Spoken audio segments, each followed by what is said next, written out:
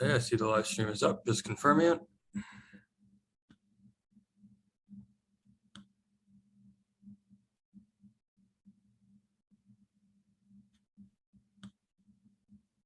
We do look good. We're just in gallery mode.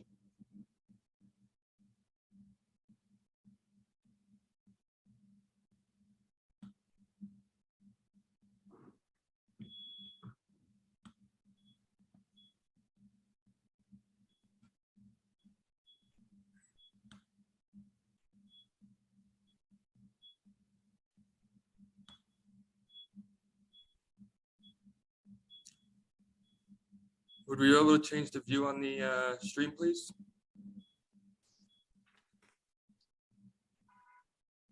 Okay, and at this time, will sergeants please start their recordings?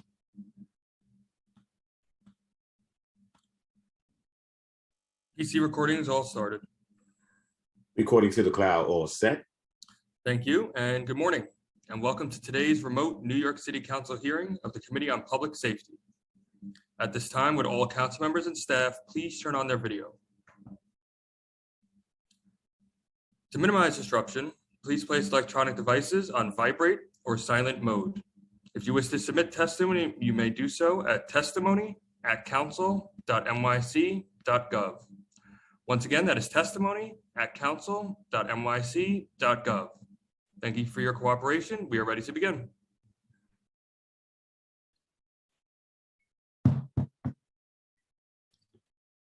Good morning. Welcome to today's hearing of the Committee on Criminal Justice, investigating efforts to reduce violence among young adults in New York City jails. I'm Carlina Rivera, Committee Chair. Thank you for joining us. Last week, this committee held its fiscal year 2023 preliminary budget hearing, during which we spoke at length about the soaring rates of violence and use of force at Rikers Island. Unfortunately, we did not learn much that we did not already know at that hearing. And so I think I speak for all of us on the committee when I express my sincere hope that Commissioner Molina and the Department of Correction have heeded our call for full transparency and open communication and are here with us today, fully equipped with the facts and figures necessary to answer our questions and allow for productive discussion. The young adults in the department's custody are supposed to be provided with additional attention and resources to address the unique needs specific to their age group. As I expect we will hear throughout testimony shared today, that is not true at present. And let us not fail to mention, we're referring to 18 to 21-year-olds. And in most scenarios, if the majority discussed were not Black, brown, poor immigrant New Yorkers, we would likely just be calling them kids. I realize this issue is complicated and ultimately tragic, and I hope we can hear real updates today. Last month, there were 474 young adults incarcerated at Rikers Island, with the majority housed at the RNDC Center, the Robert N. Dvorin Center, a facility which evidence shows has been mired in violence and disorder. Nearly every key indicator of violence is up among young adults, including fights, use of force, and assault. In the first half of last year, the rate of rights for young adults in RNDC was significantly higher than that of adults in the same facility. That would be the rate of violence and use of force. And RNDC alone accounted for 19% of the number of fights in custody system-wide in the same 6 months. Use of force incidents also disproportionately involve young adults, and use of force refers not to applying restraints, but to instances where staff use their bodies, objects, instruments, chemical agents, electric devices, firearms, or any other method to subdue or compel an incarcerated person. In the first 6 months of 2021, young adults accounted for just 8% of the department's population, but suffered 22% of the use of force incidents. Additionally, use of force involving young adults was 220% higher in the first half of 2021 than it was when the Nunez consent judgment took effect.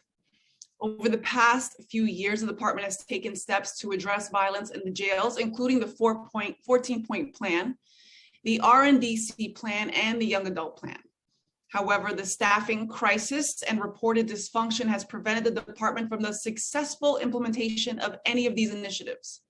The lack of staff often leaves housing areas routinely unattended and programming inconsistent at best, creating increased opportunities for violence and unrest. Today, in continuation of our inquiry from Wednesday, I expect the department to provide the council with insight into its plan to reduce violence among the young adult population, increase programming, counseling, and educational services, and ensure needs are met without interruption. Thank you to the committee staff and my team for their efforts in putting together this hearing, and thank you to my colleagues in attendance. I see we've been joined by council members Stevens, Borelli, Hanif, Carr, and I'm sure we will be, and of course Narcisse, and I'm sure we will be joined by others along the way. So with that, I will turn it over to committee staff to go over procedural items. Thank you. I'm Agatha Mavropoulos, counsel to the City Council's Committee on Criminal Justice. Before we begin, I want to remind everyone that you will be on mute until you are called on to testify. When it is your turn to testify, you will receive a prompt to unmute. Please listen for your name to be called, as I will periodically announce who the next panelists will be. We will first hear testimony from the Department of Correction, followed by a period of question and answer from the committee members to the administration. We will then hear testimony from the Board of Correction, followed by a period of question and answer from committee members. We will then hear from the public. During the hearing, if council members would like to ask a question, please use the Zoom raise hand function and I will call on you in order. Committee members will be limited to 5 minutes, including responses. I will now administer the oath to all members of the administration. After I say the oath, please wait for me to call your name and respond one by one. Please raise your right hand. Do you affirm to tell the truth, the whole truth, and nothing but the truth before this committee and to respond honestly to council member questions? Commissioner Luis Molina.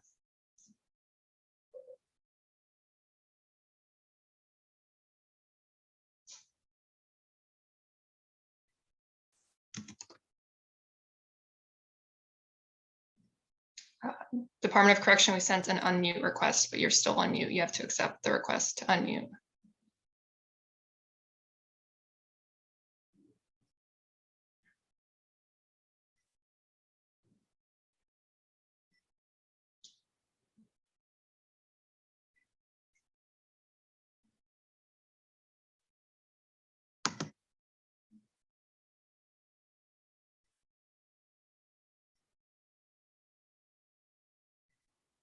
Department of Correction, you're still on mute.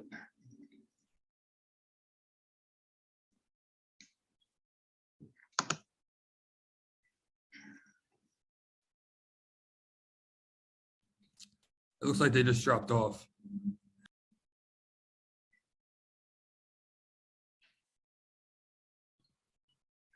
I want to recognize we've been joined by Councilmember Shulman.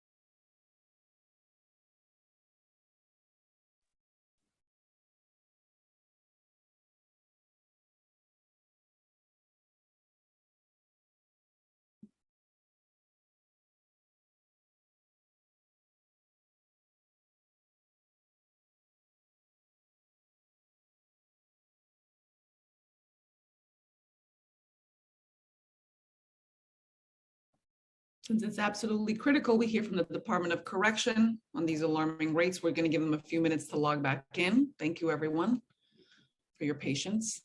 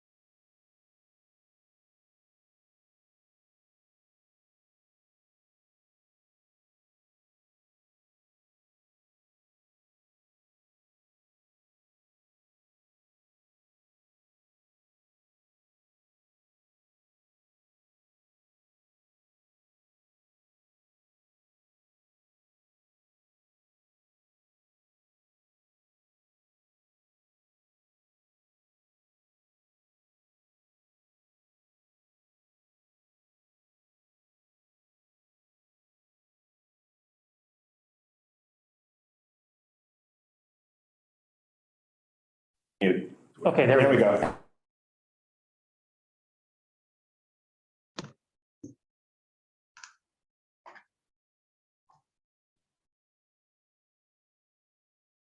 To the folks at Department of Corrections, do we have to swear you in? Can they hear you? Can you hear us? Yes. We can hear you. I'm gonna let committee Okay, counsel great. take over Thank you. for the moment. Thank you. Okay, I will now administer the oath to all members of the administration. After I say the oath, please wait for me to call your name and respond one by one. Please raise your right hand.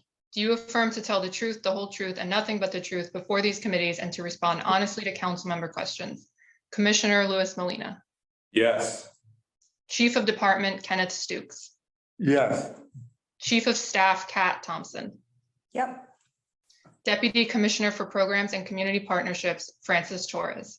Yes. Deputy Commissioner for Legal Matters Asim Rahman. Yes. Executive Director of Counseling and Social Services Nell McCarty. Yes. Assistant Chief of Administration Sherry Rembert. Yes. Thank you. We will now proceed with testimony from the administration. Commissioner Molina, you may begin when ready. Good morning. Apologize for the technical difficulties we had. Good morning, Chair Rivera and members of the Committee on Criminal Justice. I'm Louis Molina, the Commissioner of the Department of Correction. I'm joined today by the Chief of Department, Kenneth Stukes, Assistant Chief of Administration, Sherry Rembert, Chief of Staff, Kat Thompson, Deputy Commissioner for Programs and Community Partnerships, Francis Torres, Deputy Commissioner for Legal Matters, Asim Rahman, and Executive Director of Counseling and Social Services, Nell McCarty. I thank you all for this opportunity to discuss the plans that are underway to support our emerging adult population and the staff who work with them. Young adults in our custody often present us with both our greatest challenges and our greatest opportunities.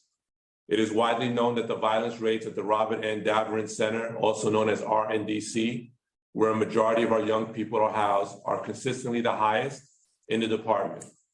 The rates of assault on staff among young adults are over 2 times higher than those department-wide. Use of force rates are nearly 3 times higher, and rates of slashings and stabbings among young adults are over 3 times higher than those department-wide. This is not a trend that is unique to our system. Young adults who are classified in the Board of Correction minimum standards as being 18 through 21 have age-specific developmental considerations, risks, and needs. They must be treated as a unique population, both in how we manage their responses to conflict and potential for violence, and in how we approach programs and services. Research has shown that the developmental differences and needs of young adults can result in poor reasoning skills, impulsiveness, sensation-seeking behavior, disregard for long-term consequences, and higher risk-taking propensities.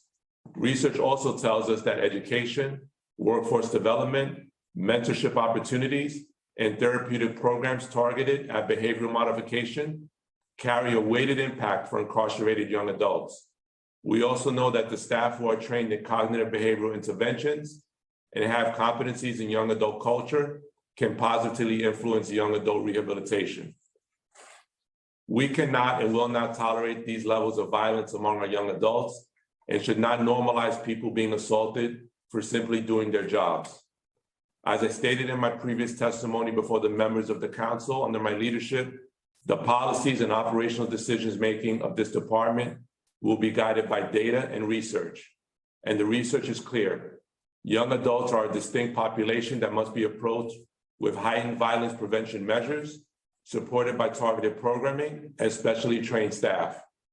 With these principles in mind, I have implemented a strategic plan to reduce violence at RNDC, which I'd like to detail for you today.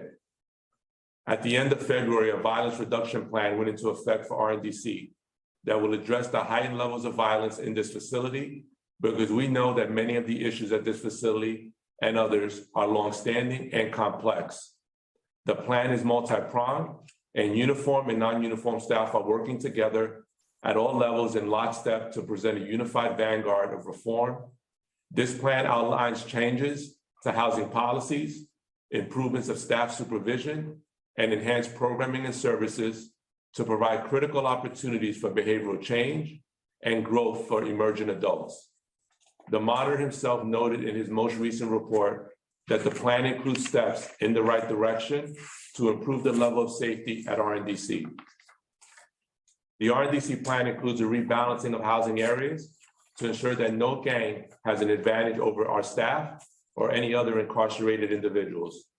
We anticipate an uptick in violence and disruptive behaviors as young adults are being rehoused to test our commitment to this new housing strategy, but we'll be holding firm. Resistance is a natural part of change, and we have put measures in place to provide enhanced support for both our staff and young people as they go through this transition. We've stepped up our search operations to reduce contraband in these housing areas and throughout the facility that may lead to serious violent incidences and injuries.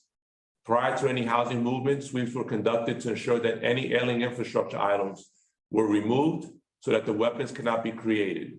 Searches of non-school housing areas have been conducted to recover contraband prior to housing transfers to limit the potential for violence in the new housing areas during this critical time of transition and adjustment. The plan also increases to the staffing levels in those units so that we can limit the potential for violence and respond quickly and appropriately if violence does occur. That staff will be closely supervised by facility leadership. Failures of duty will not be tolerated. Staff have been provided with clear expectations that will be upheld through guidance from facility leadership and, when necessary, corrective or disciplinary intervention. I believe that this shift towards best correctional practices in housing policy and improved supervision bring us a long way. But I recognize that in order for behavioral change to be sustainable, we cannot just close the door on unwanted behaviors. We also have to open the door to new, more positively adaptive ones. One of the first things I did when I came into this role was evaluate policies related to program providers to remove barriers that were preventing people with the lived experience from coming into our facilities and engaging with our young population. This has increased our ability to utilize passionate staff and contract providers who look like the people who we have in our custody, come from the communities, and have many shared experiences and wisdoms to offer. Before the RNDC plan was issued, we increased the number of credible messengers and staff who are trained to meaningfully work with this population to disrupt existing patterns of violence. We've also expanded our partnership with faith-based organizations to help young people foster a deeper connection to their faith and their values. These providers, coupled with the DOC program counselors who have received training in restorative justice, behavioral therapy, relationship building, and more, will champion our young adults as they unlearn violent responses to conflict and stabilize in this new housing model. I stated previously that I'm a huge proponent of increased educational access within our jails. Education is a gift to our entire society because it is the single factor that's proven to significantly reduce recidivism and improve outcomes. In addition to our rebalancing efforts, we have opened several school housing areas for cohorts of young adults who are interested in attending school so that they can live with like-minded peers who are focused on academic achievement. Individuals living in these housing areas are expected to attend school daily and are provided with school uniforms and specialized incentives to create a sense of normalcy and maintain peer-supported motivation for success. We are working on the computerization of the GED exam at our school sites so that students can take the exam online and receive their score in minutes.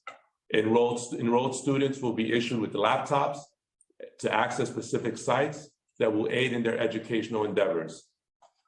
I have also stated that making decisions based on data and research is a paramount to me.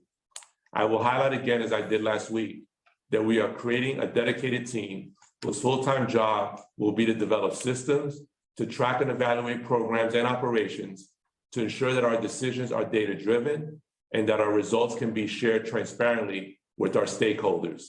This incoming management analysis and planning team will evaluate our progress with data and make adjustments where needed.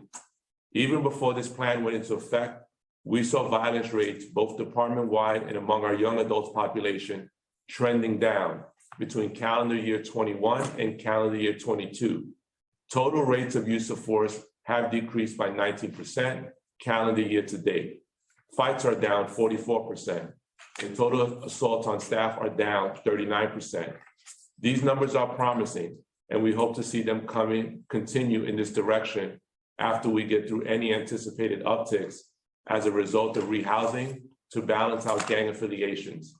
I recognize that these downward trends are occurring in the context of violence that has grown year over year. So a decrease is certainly not bringing us to the baseline we want to achieve, but progress is progress and improvement is good, and we cannot dismiss that. I know that it is hard to hear that change is coming when it already feels too late, when it feels like change was due years ago, when promises have been made and left unfulfilled over and over again. I share your frustration.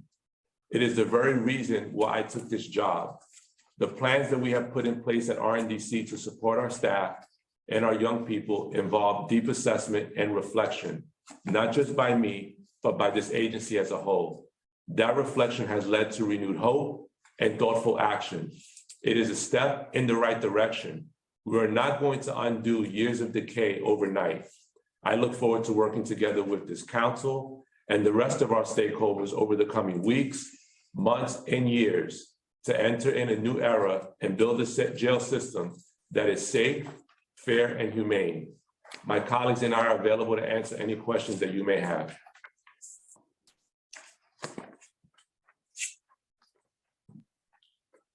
Thank you so much. I appreciate your testimony and for being here. So let's, I want to recognize we've been joined by Councilmember Abreu. So how many young adults are in custody today? Good morning, Chair. Thank you for that question. We have the Chief of Department with us, Chief Kenneth Stokes. I'll let him delve into that data for you. Yes, good morning. As for our 5 a.m. census this morning, our young adult census is 511. So it's gone up since February. It's increased. Is that correct? Yes, that's correct, ma'am. How many young adults are currently in commingled housing areas? Chief Stokes. As per our 5 a.m. census this morning, we have a total of 82 young adults in commingled units, with the larger portion of our commingled population in the Eric M. Taylor Center undergoing the new admission processing and COVID risk screening. Can you describe what that is exactly and what they're doing there? Once a person is remanded into DOC custody by the court, they undergo a new admissions processing, which is done at the Eric M. Taylor Center. We begin to process all our new admissions at one facility. During that new admission processing, persons are quarantined at Eric M. Taylor for a period of 10 days, which is guided by CHS. After the person has received a rapid test and they are negative for COVID, then the department gets clearance to overload those persons into our normal operating facilities. Do you know what's the current turnaround test to get the turnaround time to get those results? I don't want to misspeak. I would defer to CHS to provide guidance regarding turnaround testing times. What we can do, Chair Rivera, is get with our CHS partners and follow up with you regarding the average testing time to get those results to you. Okay, I appreciate that. So which facilities have commingled housing units? Chief. Good morning. Facilities that have, just let me provide some clarity regarding commingling. Just give me a second. I'll be here. Thank you. Per the variance for minimum standards, the department is admitted to commingle young adults with people in custody over the age of 21 in new admission quarantine housing, as I've stated, the Rosem Singer Center, and in other limited circumstances. All young adults who are commingled continue to have access to DOC educational services, one-on-one and group counseling, robust evidence-based programming options, and reentry support in their commingled housing assignments. Young adults who meet the criteria for commingling represent a significant minority of the department's young adult population. Recent housing data March Young Adult Progress Report shows 80% of our young adult population is housed in young adult housing only. However, when excluding the 2% of young adults commingled in specialized mental health or other specialized housing units, the 12% of young adults housed in commingled new admission housing as a component of the COVID-19 screening strategy.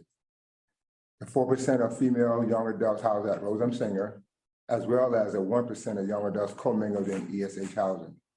One finds that over 95% of the remaining young adults population is housed in young adult only housing and is not commingled. Requests for young adults to be commingled based on their involvement in a violent incident or an incident that otherwise threatens the safety of the facility are reviewed on a case-by-case basis and must be approved by the chief of the department. Can you So- give me that last percentage that you just gave as to how many young adults are actually in housing that's appropriate for them? 95%, ma'am, Over. over. Do you know what percentage of the young adult population is pretrial? And of those that are held pretrial, how many were in custody for more than a year? As per our 5 a.m. census on Friday, which was March 25th, 92% of our young adult population was in pretrial with a total of 114 in custody for more than a year. And if I may, Chief, also, I just want to share with the chair that, as you know, COVID-19 has impacted the entire justice system, including our courts. So as a result, our lengths of stay has increased significantly department-wide. From January 2019 to January of this year, our average length of stay actually increased from 187 days to 329 days. So to place this into perspective, I think you might have referenced this in our last hearing. In comparison to Los Angeles County, which is the largest jail system in America, it's 4 times higher. This trend also holds true for our young adults in custody as well, which we know drive a significant amount of violence. Chief Stutes, can you share just not only the census, but the length of stay in some of our, for our department-wide population? Well, actually, Commissioner, now that you mentioned COVID and its impact and the courts being one of those institutions that are impacted, as restrictions are lifted and hopefully as we see ourselves fully on the other side of COVID-19, would you say that you have expectations that our jail population will decrease significantly? Well, I'm hopeful that it will. So I think there's 2 ways to look at that. One is, yes, you're right. As the courts get back to sort of a regular sort of cadence, I will tell you that our court production back in January was about 59% of our population was being produced. As of March, we've risen that up to 84%. But I also think when you're talking about managing the population, we also have to consider what other alternatives to incarceration opportunities exist for those that are, being charged with crimes, so that they can wait out their process to do their criminal court case outside of being incarcerated.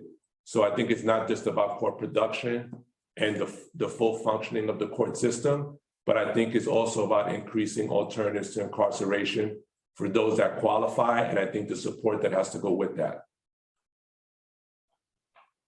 I think we would agree that all of that would take place off of Rikers Island and hopefully in our communities with more investment, especially those historically underserved. So I want to get back, you were going to get into a few facts. I mean, I have a few more questions, but I think you wanted to mention.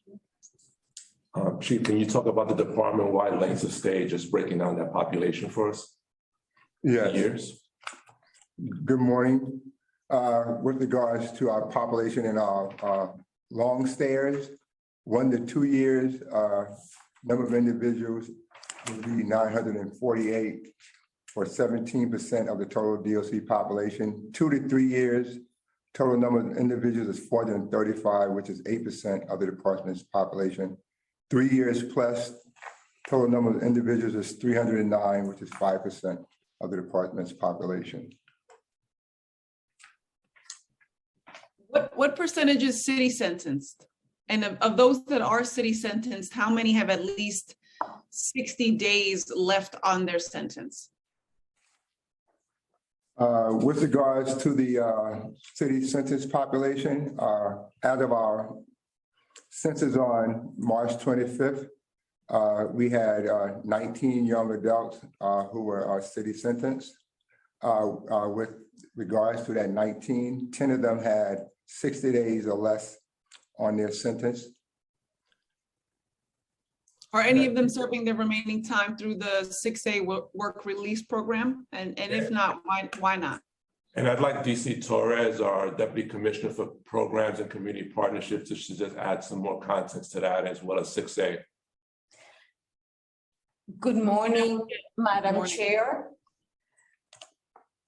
There are 2 emerging adults who could be considered for release to the 6A program. That is a conversation that we plan on having with the commissioner. We do review any case on a regular basis. We should share with you that during the height of the pandemic, when we released 313 persons in custody to the program between March 21st, 2020 and April 1st, 2020, 15 of them were emergent adults at the time of release. So how many have been released through the 6A? How many city sentenced young adults are eligible for the 6A work release program? At this time, 2 of them, ma'am. How many have any been released through the 6A work release program in the last 2 months? None have qualified, ma'am. So violence indicators for young adults are very high compared to adults. The rate of fights in the first half of 2021 is indicative of this. What are the root causes of violence among young people in custody, in your opinion? I think, Madam Chair, violent rates, as you said, among young adult population are generally higher than those department-wide. From January to February, we had an average rate of roughly 86 use of force incidents per 1,000 people in custody, which includes our young adult population. Whereas our young adults alone average roughly 253 incidents per 1,000 young adults in custody. Our assaults on staff show similar trends with an average rate of 11 incidents department-wide and 23 among young adults. On average, our rates of stabbing, slashings are over 3 times higher for young adults, department-wide in calendar year 22. Similar to department-wide trends, violence indicators among young adults have been trending downward calendar year to date. As I previously stated in my testimony, the use of force is down with that population by 19%, and rates of assaults on staff are also down 39% calendar year to date. As I stated in my testimony, as I'm sure many of you know, young adults are developmentally different than adults. They're more prone to impulsivity and risk-seeking behaviors with low regard for long-term consequences. These factors contribute to higher rates of violence among young adults and a need for specially trained staff and programs and services that meet their developmental needs. That's why the RNDC has been the focus of my attention since coming on as commissioner, and why I laid out a special plan targeted to RNDC. This plan includes balancing out gang housing, which we started at RNDC before other facilities, because of the greater need that has been demonstrated by their higher rates of violence. As we've rebalanced these houses, we've increased searches to remove contraband from housing areas and directly from young adults in custody. While these houses are transitioning, we're going to have officers assigned to support a high level of supervision and response. We should expect an initial uptick in violence and subsequent uses of force as everyone adjusts. Any use of force must still be appropriate and proportional, and any inappropriate force will be documented and corrective action will be pursued if warranted. We know that using force can't be and isn't the only response to violence. One of my first acts when I came into this position was to revise our policies regarding how we could enter our facilities to providers to help people in custody, as I saw that the criminal history criteria was limiting individuals with lived experiences in the criminal justice system from engaging with our young people. This has allowed us to expand our Credible Messenger program so young adults can engage with people who have faced similar difficult situations and learn different responses to conflict. We've also expanded our partnership with our faith-based organizations to help young people foster deeper connection to their faith and their values. Finally, as I stated many times, I believe that education is a critical tool in preventing recidivism and creating a foundation for a successful future. We've stood up schoolhouses in which young adults who want to go to school live together and encourage each other's engagement and success. We look forward to expanding educational opportunities as we move more in the future. Thank you. And we've been joined by a council member, Ressler. So you're saying one of the solutions you think, or something that you think you'll need to do to address this issue, is a need for specially trained staff. What kind of training is transpiring now? You have plans to significantly change that? And I think you want to train the staff that exists, correct? That is correct, ma'am. And we are also recruiting for staff to help engage with that population, because I think one piece of it, and I'll let Deputy Commissioner Torres and possibly Executive Director McCarty expand on this, but I think having our credible messengers who can come in as violence interrupter was really, really critical to that, because many of these individuals have similar and alike lived experiences as the young men, and they can identify with their journey so that they're not responding in a violent way. That being said, it is important that we have staff trained specifically to manage and deal with the challenges of this young adult population. DC Torres. Thank you, Commissioner. Chair Rivera, I would like to share with you how it is that our department has been involved in special training sessions since 2015. In fact, there are 3 ways in which we go about training. A training that is facilitated by our academy, a training that is facilitated by Health Affairs, and very specific training curricula that is used for training of uniform and non-uniform staff members, particularly assigned to the RNDC facility.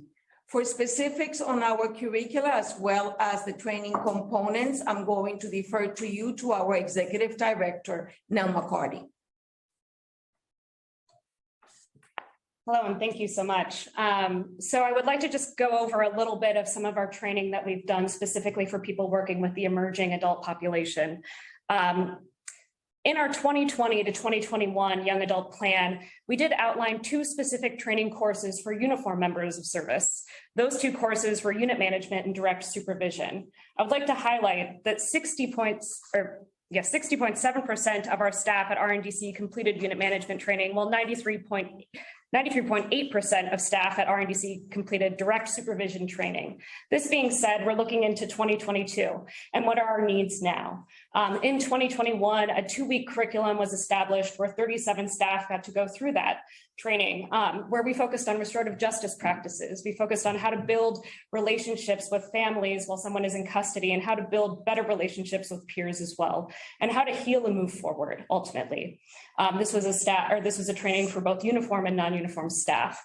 As we move into 2022, we've developed a 3.5-hour block training associated with the risk management accountability system, and possibly something that could be expanded even further beyond that.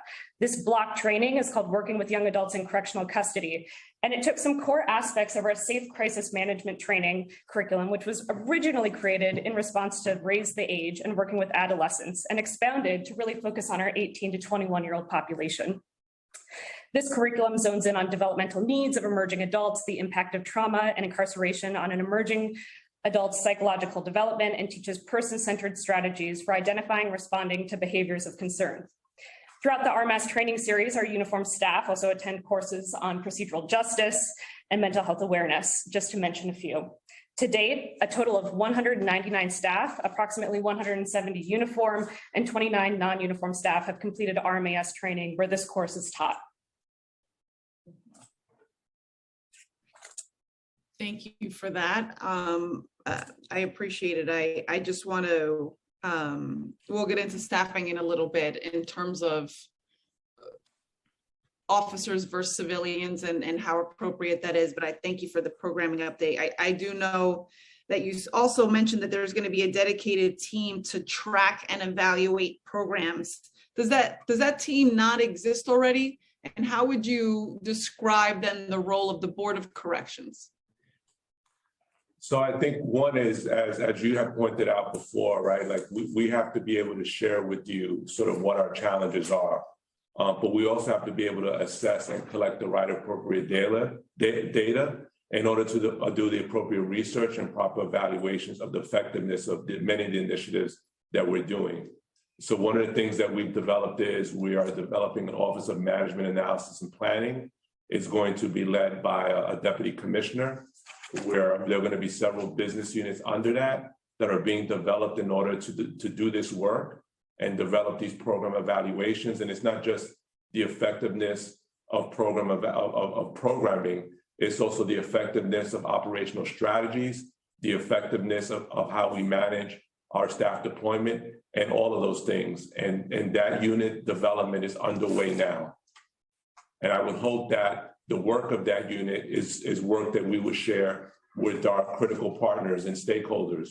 That would also be our partners in the Board of Corrections, with your committee as well. We all need to be, I think, looking at the same information so that we can work together thinking about what are the solutions going forward. Well, yes, we're here to certainly work with you. As long as, you know, there is transparency and of course accountability is a priority, we want to make sure that we're helpful when necessary. So I know you've seen some news articles and the Nunez reports. Those are replete with stories of disorder and chaos at RNDC caused in part by security lapses. And for example, uniformed staff failing to properly secure cells and young people being placed in inoperable cells that should be taken offline. And just yesterday, the New York Daily News reported that on February 20th, 19-year-old Marquise Thomas experienced a life-threatening assault after being moved without clear explanation from his unit at the RDNC to another unit. Unfortunately, the systems that intended to keep Marquise safe failed, and there were no COs present to prevent or stop the assault. So what steps is the department taking to address kind of these basic security failures, and where security failures are the result of uniformed staff action or inaction? What is the department doing to hold them accountable, including those that supervise them? Thank you, Madam Chair. I think first to respond to the incident that you're referencing that was in the news, I just want to say that incident is currently under investigation, so I cannot elaborate about that incident specifically. But I also think that it's important to put into context that the Special Monitor report is about a time when this department had significant staffing shortages and the contract service providers were not entering our facilities. So this report is generally commenting on a period of time when COVID was surging and we had many problems that were exacerbated as a result. Specific to just staff accountability in general, what I'll tell you is that since I've been here, I myself have signed 465 disciplinary cases. In many of those disciplinary determinations, there were people that were suspended. There were people that were provided an opportunity to irrevocably submit their resignation or retirement. And in some cases, we had termination. So I've talked about accountability being something that I take very seriously. I myself also want to be held accountable. So I have been keeping people accountable to make sure that we have a timely and meaningful disciplinary process that is appropriate to have behavioral change in our staff when they don't meet our expectations. So just to clarify, you saying that you yourself have reviewed 465 disciplinary cases in your tenure at the department? as In commissioner? my 2.5 months here, ma'am, I've closed out 465 disciplinary cases. And in some of those instances, I was addressing issues of failure that went back to 2017. Understood. And I know that I want to ask a couple questions on that. I do see some of my colleagues have their hands up. So I'm just going to ask maybe a couple more questions and go to them. As of this month, the number of DOC staff unavailable to work has returned to August 2021 levels. So in your review and in your time there, how has staff absenteeism impacted staffing at RNDC and other facilities housing the young adult population? So our staff has been, what I'll tell you is that we have had over 1,300 staff come back. And what we have seen is a decline in our staff that's out sick anywhere from 2 to 30 days. So that has been a much improvement. We've seen that our average sick days for those that are out, like I said, has gone down. We have been directly engaging in staff who are out sick to see what support they need to get back to work, to helping them get support. For organizational health, as I have previously testified, just did not exist in this department for many years. That being said, there is a disciplinary process for staff who are found to be AWOL, though that is relatively a known number at this point. I'll ask Chief Rembert, our Assistant Chief of Administration, where she can maybe provide some numbers and some context, at least calendar year to date, to talk about staffing. For the staffing for, thank you, sir. Good morning, everyone. For staffing for RNDC, the staffing level they need for RNDC for all ranks is 1,014. For correction officers, we need 742. We currently right now at 74% rate for staffing for RNDC for officers. With captains, we need 57. We had a 65%. For ADWs, it is 61%. When it comes to the AWOL process, initially, AWOLs are not a common occurrence within the department currently right now. There's a small number of individuals account for the majority of incidents of AWOLs that do occur. These incidents are referred to discipline to their command, meaning the facilities that they report to. This discipline can include the loss of annual time, as well as salary reduction, as well as loss of compulsory time. If an individual commits multiple AWOLs, those violations will be forwarded to, referred to our trials and litigation department for formal charges. The disposition for that is either a negotiated plea agreement, a suspension, or a termination. In reference to the AWOLs, we do have a high number of AWOLs when it comes to department-wide, but it is not the occurrence. It's just a high number of occurrences. It is not the people. The people for the AWOLs is on about 41. We have identified 13 that are aggressive, that have aggressively violated our AWOL approach. And those members are at trials and litigation for suspension, either a termination or negotiated plea agreement. Well, you have a trial and investigations division that was previously headed by Serena Townsend. And I know that they went as far as to do stings, finding people who were not coming to work.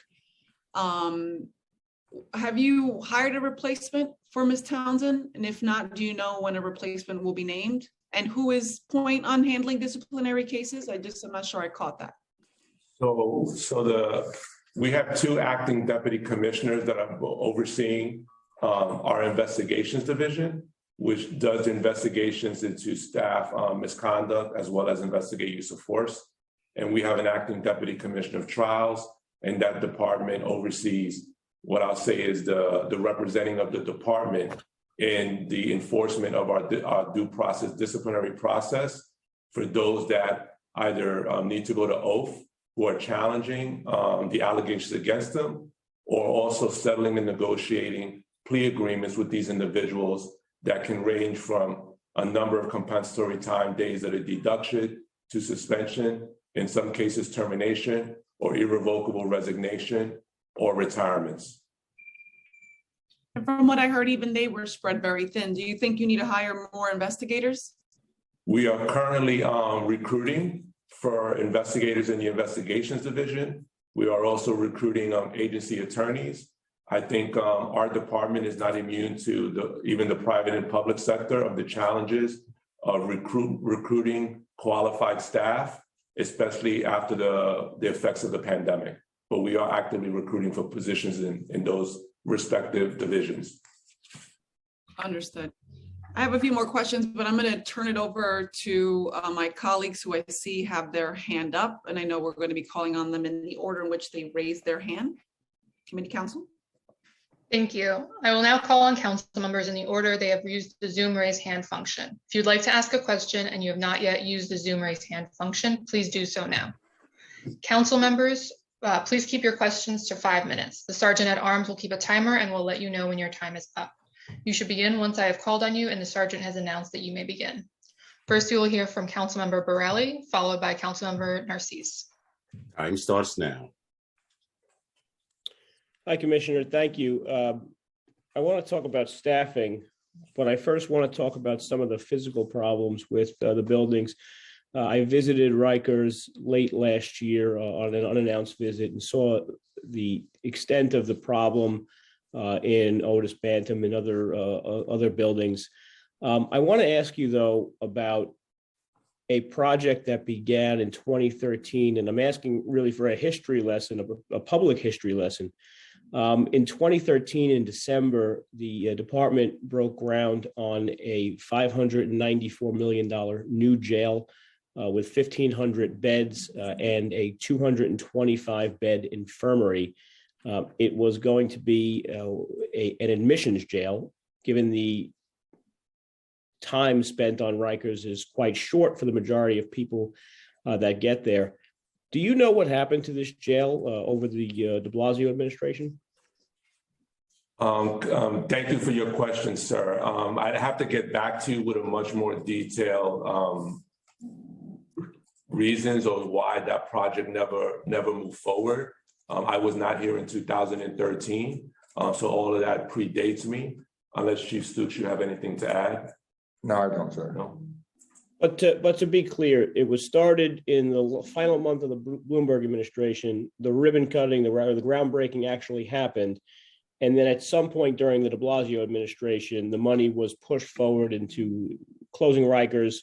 And to your knowledge, there's no construction on a jail right now. There is no construction on Rikers Island for any new facility currently, no, sir. Okay.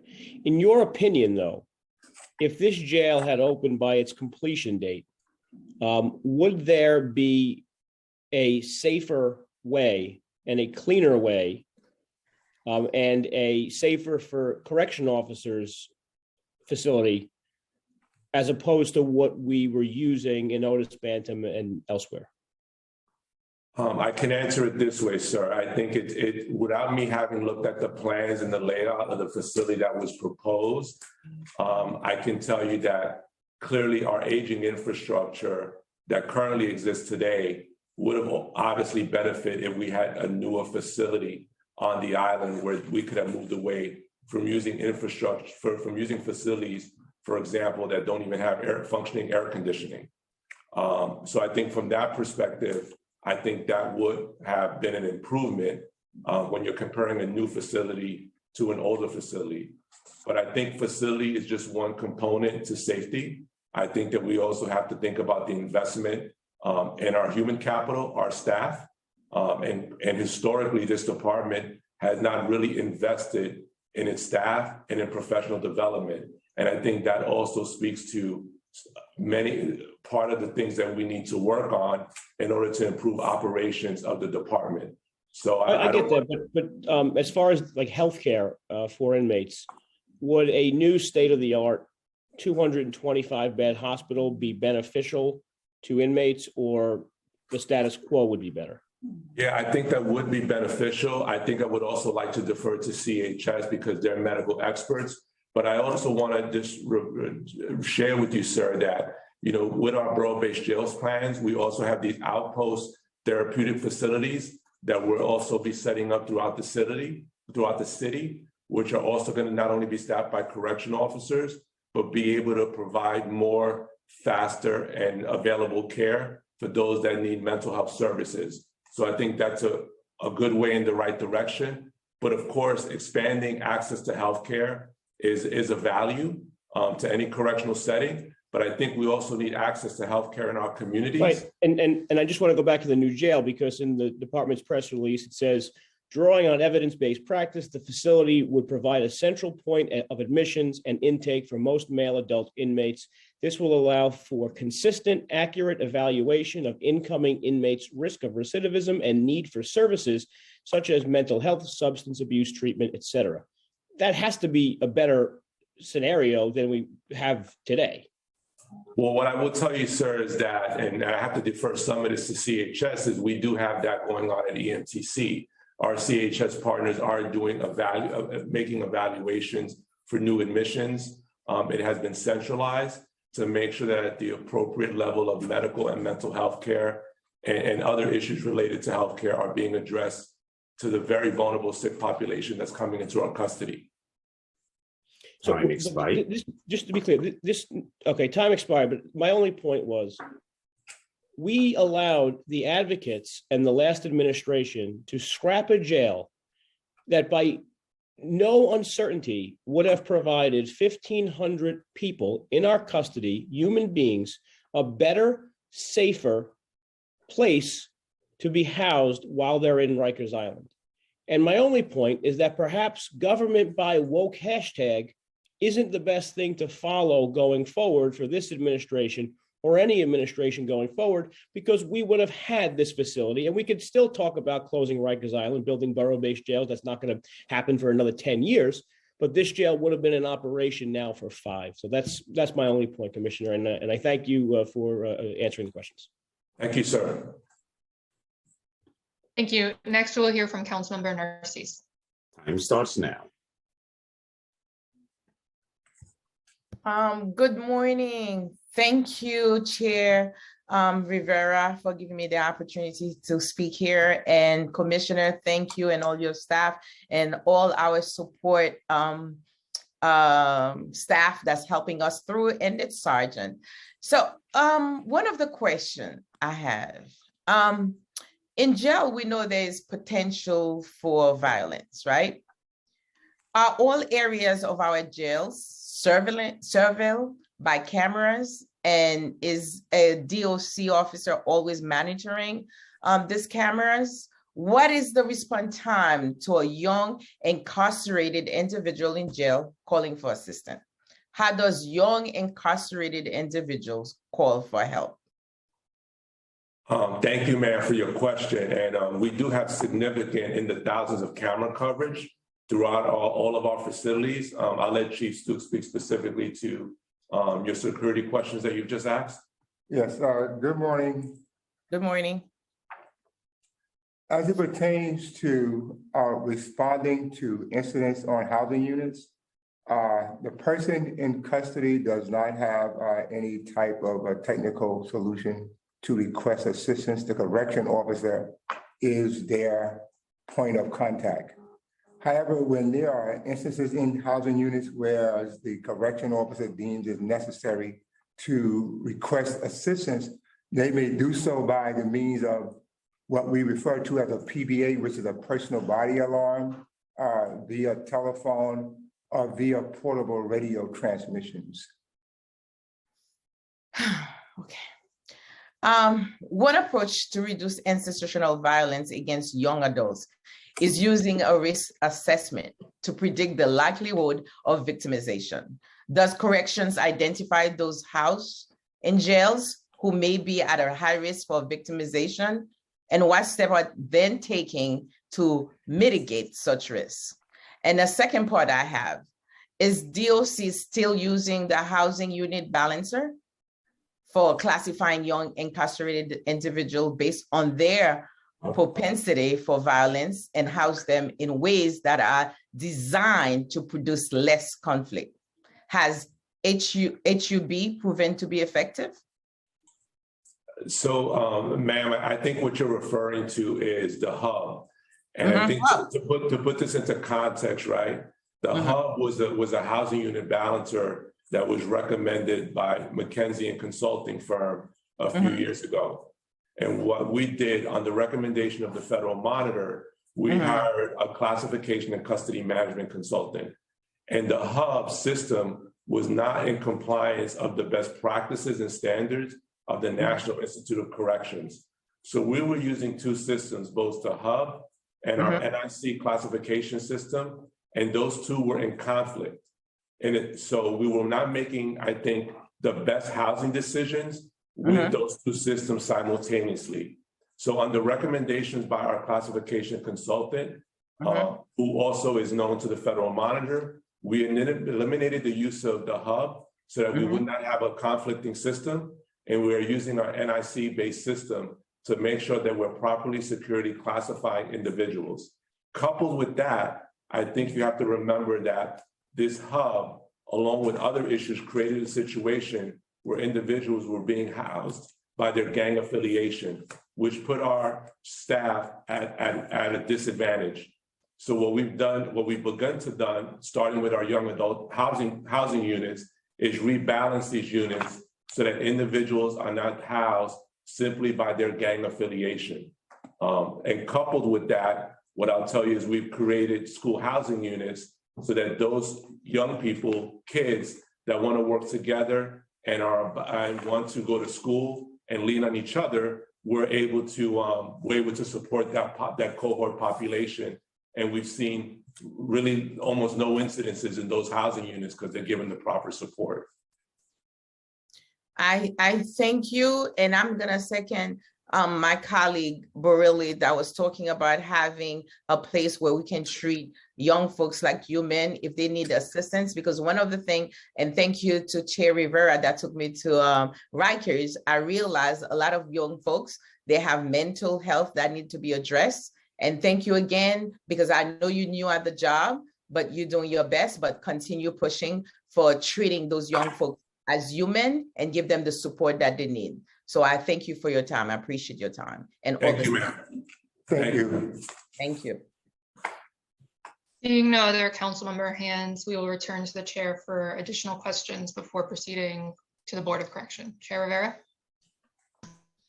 Thank you to my council members for asking questions. Before we just jump into, you mentioned education and programming. Before we jump into that, just a quick follow-up from what we were discussing, pre-council member questions. Do you know how many people you've suspended for AWOL?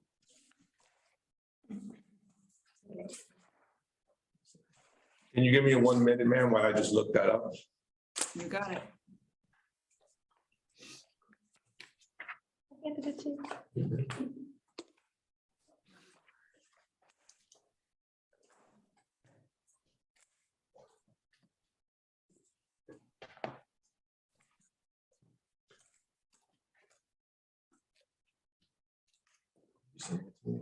No, let's put up suspensions.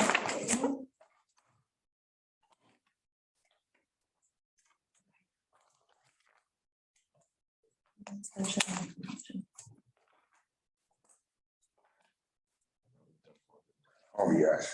So, ma'am, what I'll tell you this in general, and I'll get you more specific numbers, but let me just talk about the last 2 months, January and February. So we've had 147 staff members that were designated at some point AWOL. 41 of those members are assigned specifically to RNDC. I can tell you that the actions that have taken regarding AWOL. So as you know, last year, members that were AWOL, even for only 1 day, were summarily just suspended for 30 days without pay. And what that did was really, quite frankly, eliminate due process for those individuals. Prior to November 25th of 2021, that practice of automatic suspension was stopped by the previous administration. So the actions that we've taken regarding AWOL, as Chief Rembert had alluded to earlier in her testimony, was those members that happened to be AWOL maybe 1 or 5 days. And that requires a facility level command discipline, and that's a disciplinary process for those individuals. If we have a member of the service that's AWOL 5 or more days, then those individuals are giving formal charges and are placed on leave without pay. I can tell you for the 41 that came from RNDC, what that has broken down to be is 9 of those members were separated from service, either terminated or resigned. 9 were issued formal disciplinary charges, so they're going through a disciplinary process. Another 16 were issued facility level command disciplines, and they're going through that process with their command discipline. And that's where we are at right now today. Okay, I look forward to it if you have the suspension number when you've got it. So let's jump into some programming. What is the current ratio of program counselors to housing units at RNDC? Thank you for your question, Madam Chair. Currently, the ratio is 1 program counselor per 2 housing areas, 5 days a week, 3 hours in each of those housing areas. And how is the department working with its external program providers to expand programming for young adults? Sure. I thank you again. We currently have 6 major contracted providers. Providers are linked to our facilities based on their services as well as their areas of expertise. Presently at RNDC, we have 2 specific providers, 1 for adult population and 1 for our young adult population. The services provided by those major providers are also complemented by other significant providers who are hired or retained as part of a small purchase order, as well as volunteers. Are young adults in commingled housing receiving age-appropriate programming? And if not, why not? Absolutely, they are. We do have our staff assigned to commingled housing, ensuring that our young adults have access to evidence-based, age-appropriate curriculum. So how does the department inform young people of their eligibility for educational services? And does the department follow up if someone refuses educational services?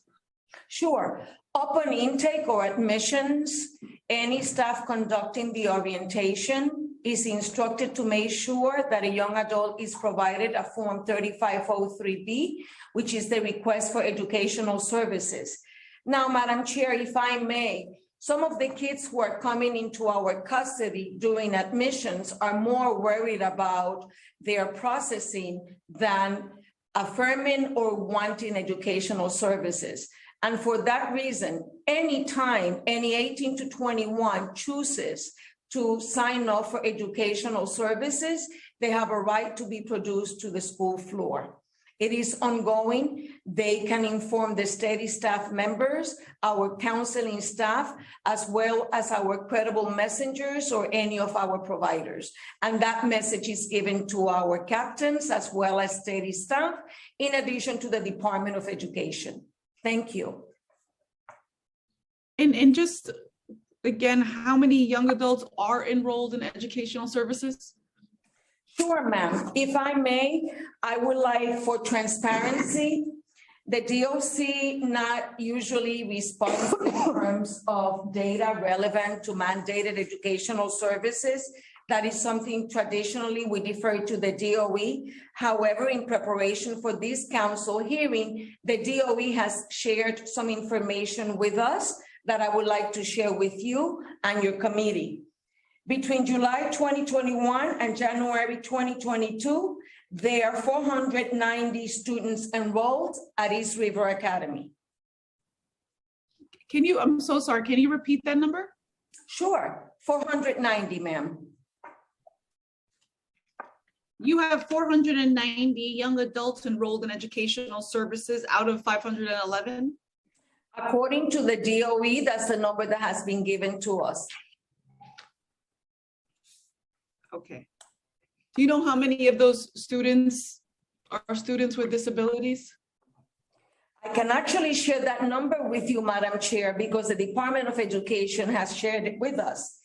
Between September 2021 and January 2022, there are 235. And how many students are English language learners? Oh, Madam Chair, I regret to tell you that I don't have that data from the Department of Education, but I'll be more than happy to ask them to send it to you. And I imagine the educational services they accommodate students with disabilities and students who are English language learners. That's correct, ma'am. Okay, excellent. So I look forward to those numbers. Do you have a plan for the young adult population with respect to the borough-based jail plan? Yes, Madam Chair, thank you for the question. So I'll share with you regarding our borough-based jail plan when it comes to our young adults. Just give me a moment to flip to it here. Our young adults will be primarily housed in facilities based on the borough of their residence, like everyone else in custody. Our young adult unit design, our borough-based jail plans, young adults will have dedicated housing units in each facility. All young adults will be housed in therapeutic model housing units, which includes additional support space for both people in custody as well as the staff. No unit will be larger than 24 beds. There are currently 4 24-bed young adult units planned for each facility. That's 96 beds total. There is additional programming space and staff support on unit. Each housing unit would include a minimum of 2 multi-purpose program rooms, 2 interview rooms, 1 quiet room, and immediate access to outdoor recreation space. Each housing unit will have access to a cluster area with additional programming space. That programming space can be used as a multi-purpose room, an interview room, a video conferencing room, even a barbershop. Each facility will have 3 classrooms for the Department of Education so that they can provide services, in addition to support space for the Department of Education staff, and a full vocational education suite. Some of the vocational skill spaces will include open spaces for training. We'll have automotive, personal grooming. We'll have our driving simulation, which is currently what we use in our Peace Center for our young adults, as well as culinary arts. Each facility would have not only a general library, but also, as required, a law library for access to the population. Each facility will be designed so the commingling variants will not be necessary. Commingling will be avoided through the design and co-locating the young adults on the same floor and scheduling them for centralized programming opportunities. Thank you very much. In terms of what's available at the facilities now for restrictive and therapeutic housing units, how many young adults are currently in restrictive housing? And can you provide a breakdown based on restrictive housing type, like, for example, PSEG or TRU, secure units, ESH, et cetera? Thank you for your question. Chief Stoops. Yes, good morning. First, I would just like to clarify that young adults are not placed in punitive segregation and has not been for many years. But these are other housing systems that are designed to house young adults who have engaged in serious violent acts and provide them with programming and other rehabilitative opportunities to address their violent responses to conflict. The fact is there are people who commit acts of violence on Rikers, and we need a way to separate those individuals in order to keep everyone safe. Individuals are placed in enhanced supervision housing based on violent incidents. So I'll move into the census and the type of units. Our census as of our 5 a.m. census this morning for punitive segregation is 35. Our restrictive housing unit is 24. The secure unit, which is a young adult unit, the census this morning is 17. One other young adult transitional repair unit, which is commonly referred to as TRU, the census this morning is 14. And we move on to our enhanced supervision housing. which is a tiered system, meaning you start at a more restrictive level and progress through the system based on regular periodic reviews made by a multidisciplinary team. Our ESH census this morning for our young adults is 27, for a total of 172 persons being assigned to enhanced supervision housing. Thank you. Thank you for bringing those numbers. There are numerous reports of young people in ESH where they're locked in for 24 hours a day, which is a violation of ESH policy. And people in custody are told it's because there's no staff in the housing units to let them out. So what is DOC doing to make sure that people get their time out of cell? And are there any challenges with providing programming and educational services to young people placed in restrictive housing? Sorry. Give me 1 second. Let me refer to my notes, Madam Chair, regarding staffing.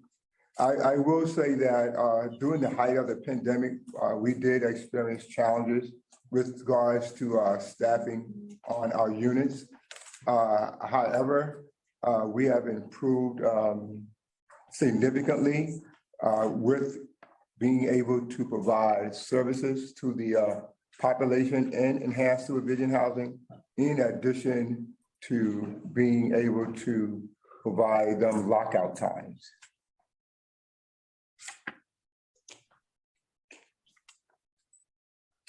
Understood.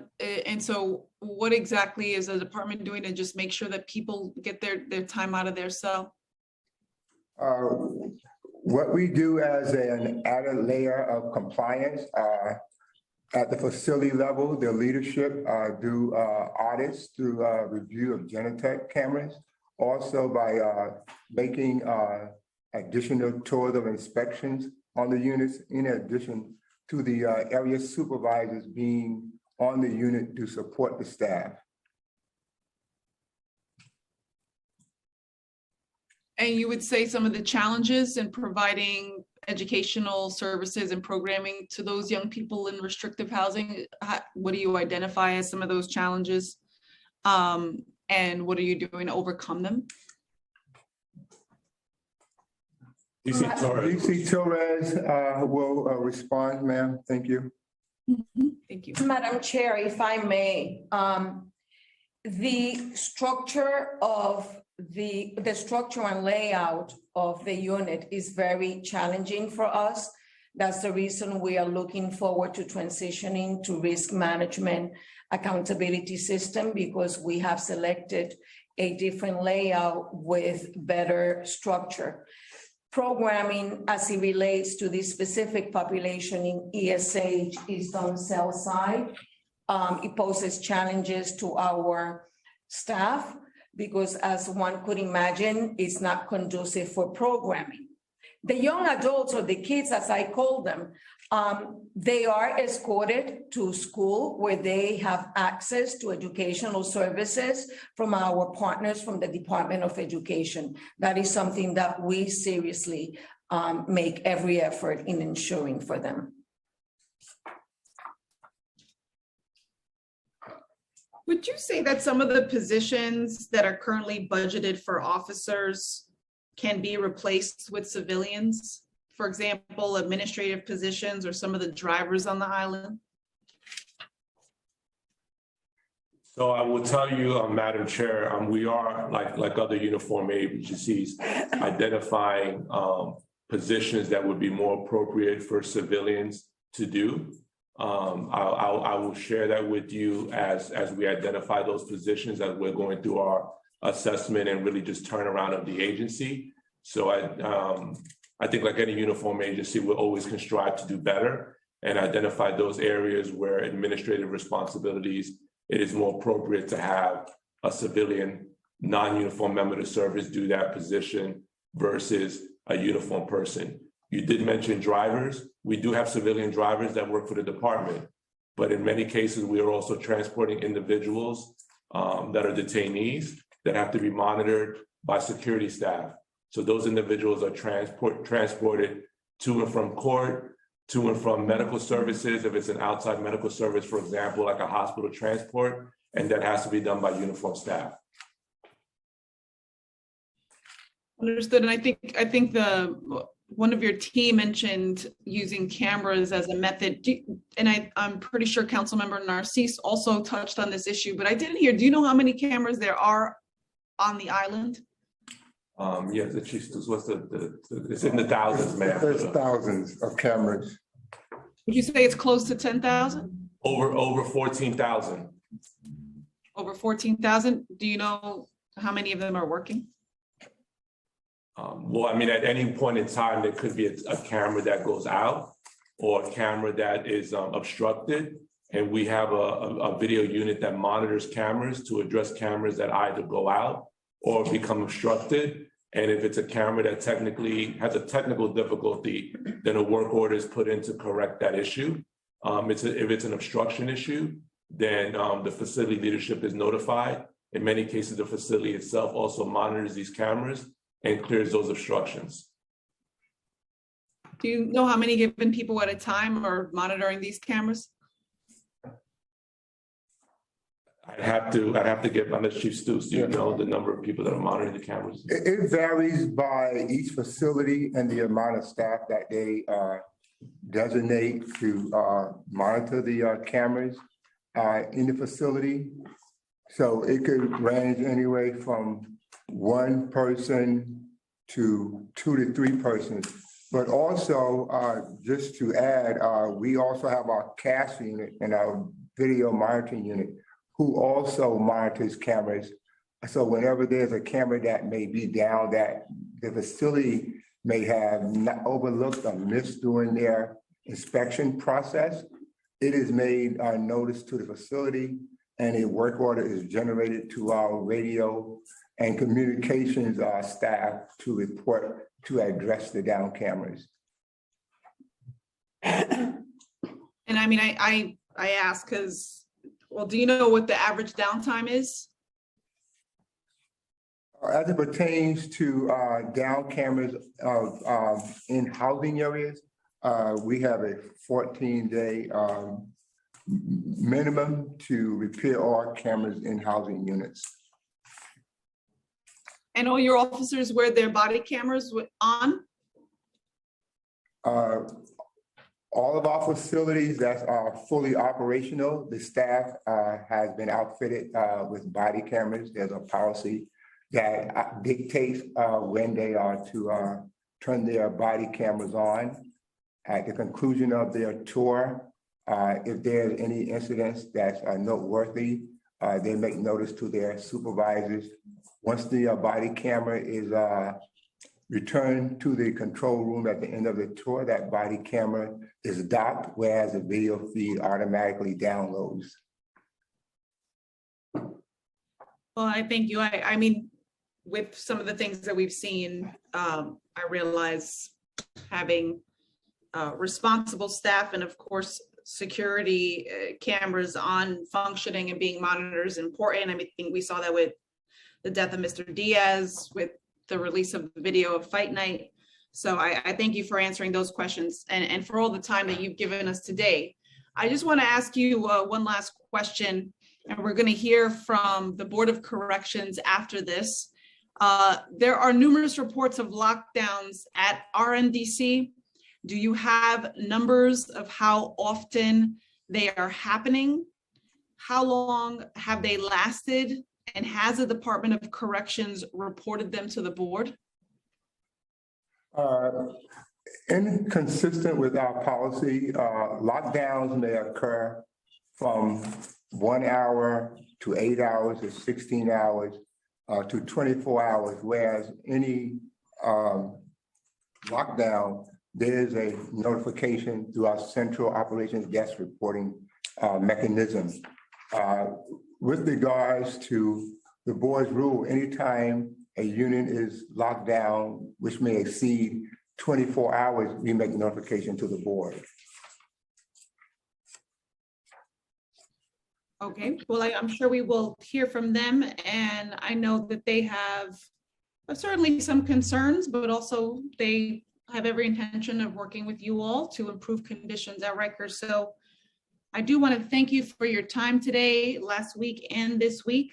I know there are some outstanding numbers that you'll be getting to us, and I look forward to that information and to meeting with you all shortly to discuss how we can work together and improve conditions. As we know, there is a humanitarian crisis unfolding at Rikers Island.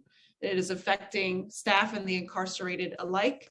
And I'm looking forward to your plan and solutions and their implementation. Thank you, Madam Chair, for the time. Thank you. Thank you for being here. Turn it over to committee counsel. Thank you. We will now turn to the Board of Correction. I will now administer the oath to the Board of Correction. After I say the oath, please wait for me to call your name and respond one by one. Please raise your right hand. Do you affirm to tell the truth, the whole truth, and nothing but the truth before this committee and to respond honestly to council member questions? Executive Director Amanda Masters.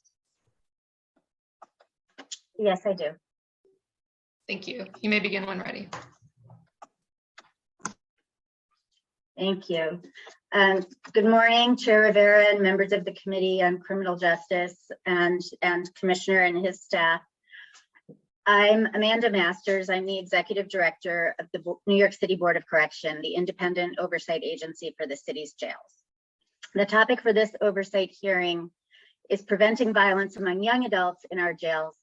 At this time, as you covered briefly earlier, young adults, but not exclusively young adults, are held at the RNDC, but they're also held at GRVC and the North Infirmary Command.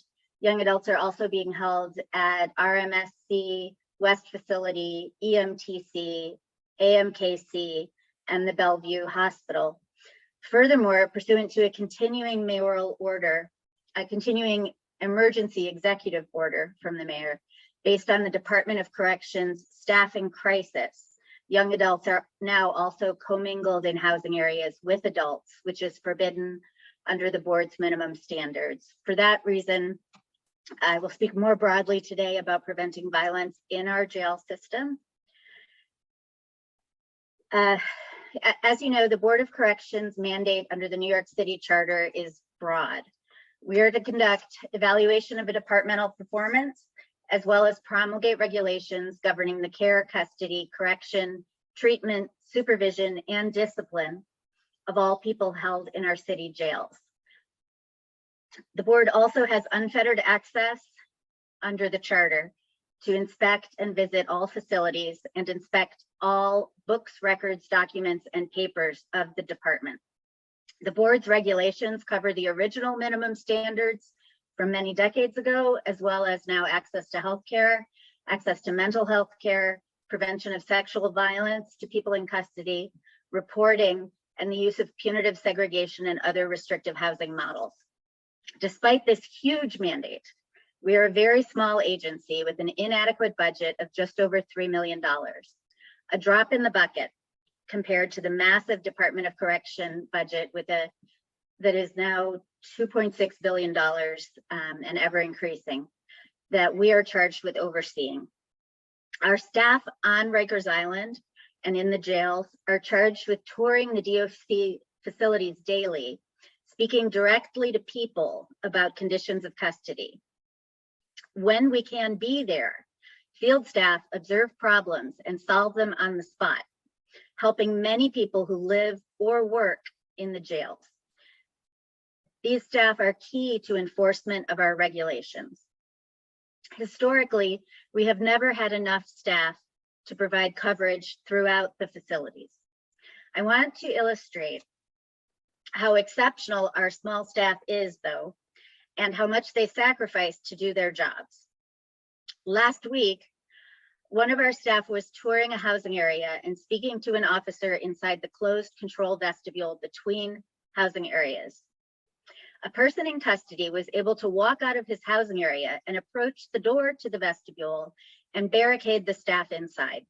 He threatened to hurt them. He used obscenities and racial slurs. This went on for some time until the person in custody walked away to return to his housing area. After the man walked away on his own accord, our staff quickly exited to safety.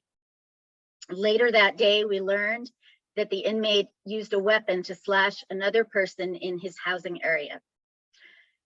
When these jails are not safe, our staff are not safe either. Thankfully, our staff is okay, but their work is critical to overseeing the jails and preventing bad outcomes by enforcing our minimum standards, and we need to be able to keep them out there doing their work. The board needs more funding for field staff, and we would be happy to brief you on that at some other point in time. And now I'm going to talk about what we see as a key problem, which is the DOC staffing crisis and unstaffed posts. On February 1st of this year, the board requested staffing data from DOC that would identify, for instance, how many staff were supposed to be at each post in each facility and how the posts are prioritized in the face of this staffing crisis, because the staffing crisis has affected compliance with our minimum standards across the board. And because we need data to evaluate when the staffing crisis is over. Until that data request is fulfilled, we can speak only to our observations today about staffing problems and the relationship between staffing and violence prevention.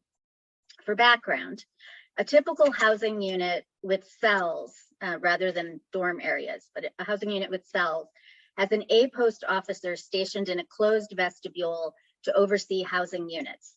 The B post officer is assigned to the corridor of cells and can have contact with the people in custody. BOC staff observe that during the staffing crisis, B officers have been reduced and are sometimes unstaffed posts.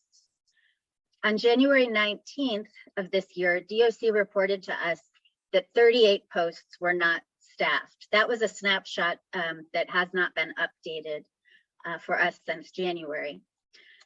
The January DOC and Correctional Health Services Joint Injury Report notes that 88% of all serious injuries and 83% of all injuries in January of this year occurred in housing areas.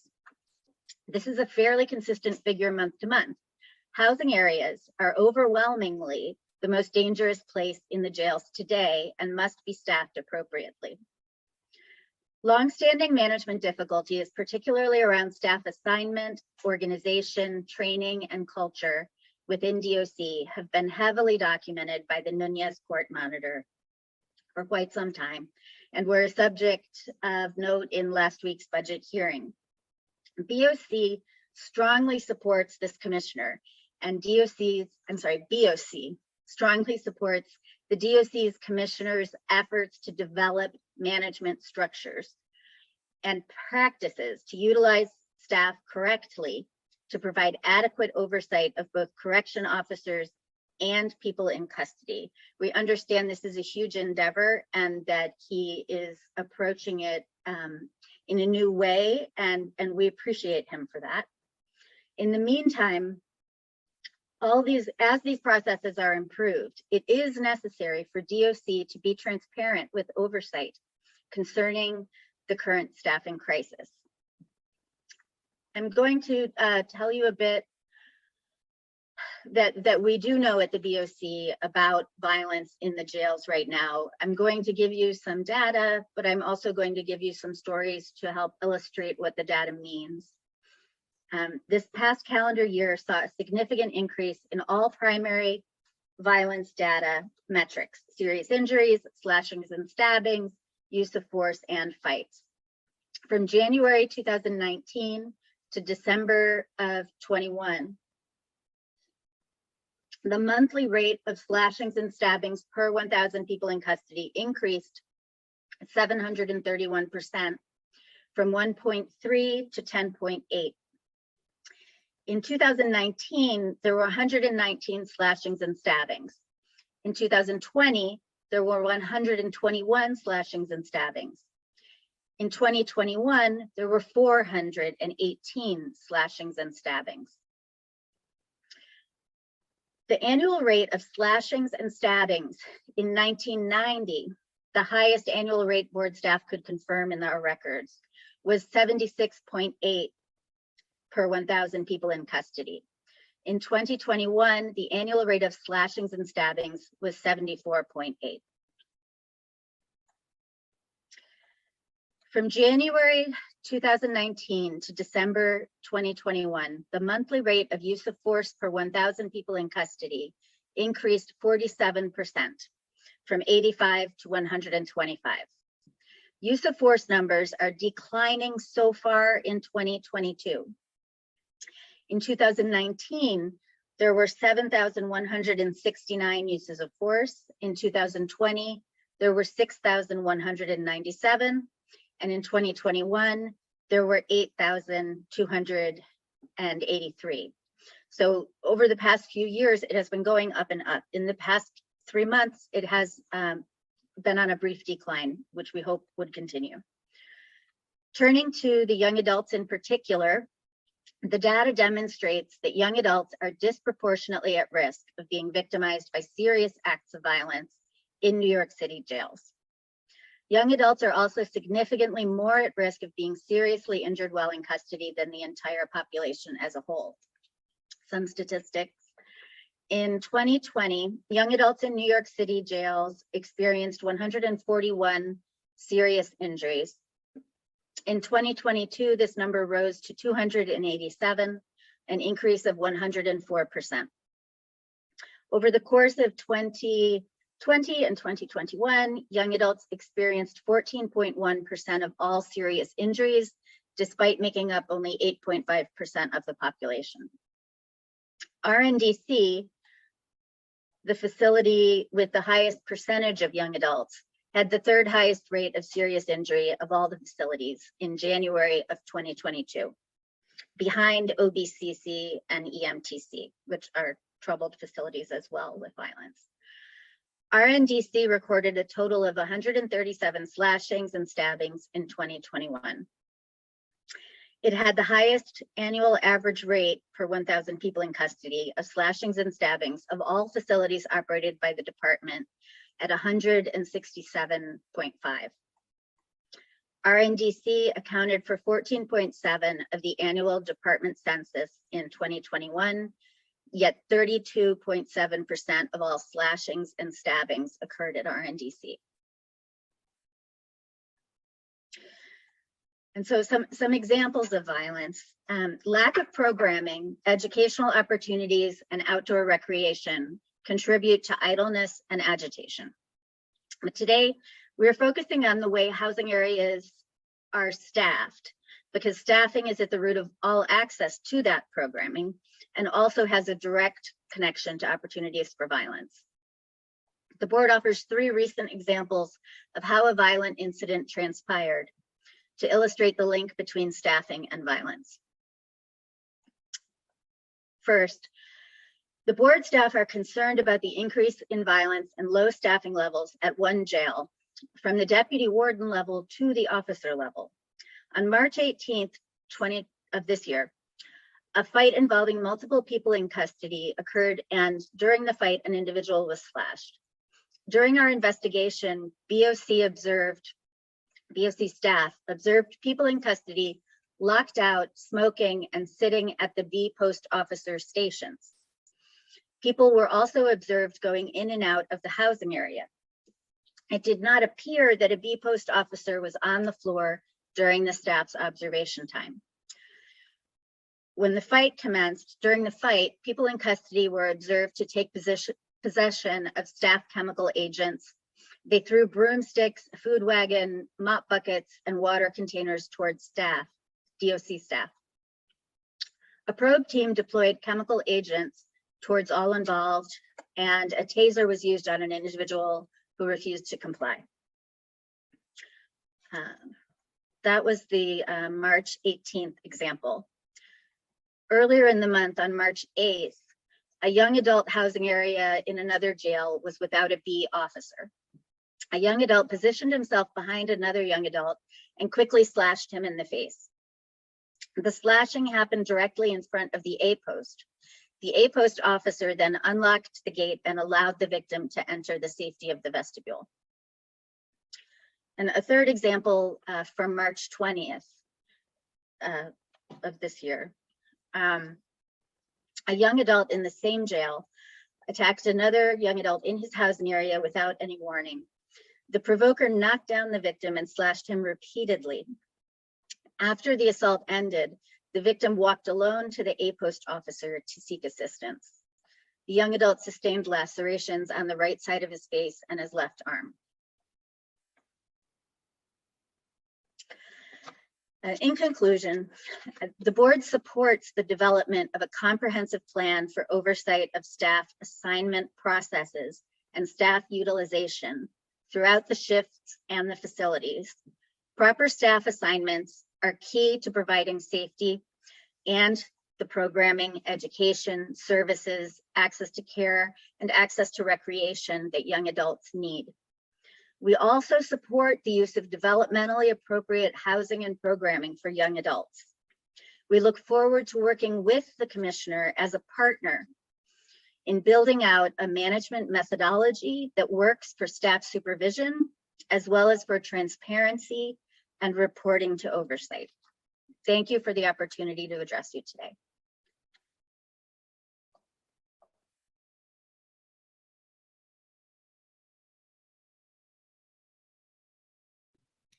Thank you so much for being here. I know you were acting executive director and you were named recently, just last week, I believe, executive director of the Board of Corrections. So I just want to congratulate you on that appointment. And I want to thank you for being here. So just a few questions for you, and I appreciate your testimony. I know in 2019, you had a serious injuries report, and there is an annual audit of injury to people in custody in those reports.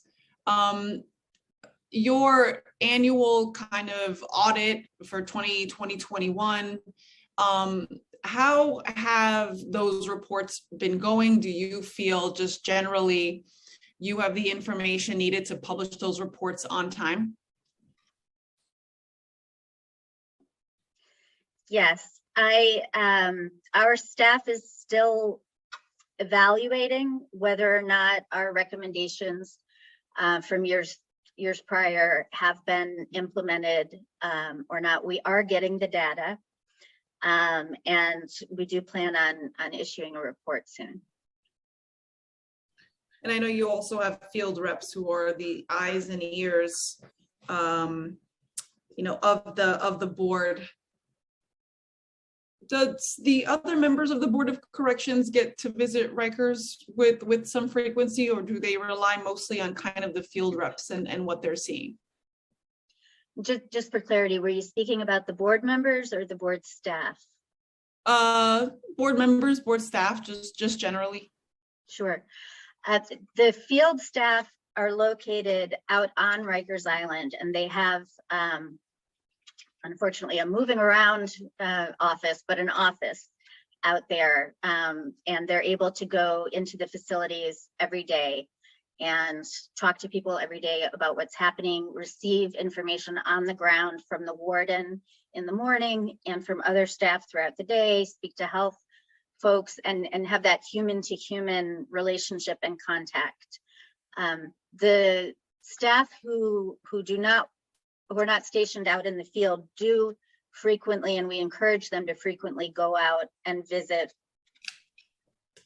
the facilities and tour with the field staff, because the field staff have so much expertise about what is happening right now and what we should be looking at. So we definitely rely on them heavily, but I personally, since I came here as interim at the beginning of January, I've been out to the facilities a number of times. I try and bring board members with me every time. I think it's really imperative that all staff understand what's happening on the ground and have that inform our work, whether it's reviewing data or looking at more anecdotal information or individual information. So we do visit quite a bit, but it is nothing to compare to what the field staff can do, developing relationships with the people who work in the jails as well as the people in custody. Certainly, and we should in terms of parity for those field reps. I know that's important in valuing their work and something we're working on. So the New York Times recently reported on 2 violent incidents against people in custody that went unreported by DOC. And back in 2019, the board found that the Department of Corrections underreported serious injuries to people in custody. So what is the board's role in addressing unreported and underreported violent incidents to people in custody? Thank you for that question. I think, again, this question points out the importance of being on the ground and seeing what's happening at the facility level and bearing witness and being the eyes and ears out in the field. Data that's reported to us or anyone else is data that is often hard to get behind unless you have a presence and an understanding of what's going on out in the field.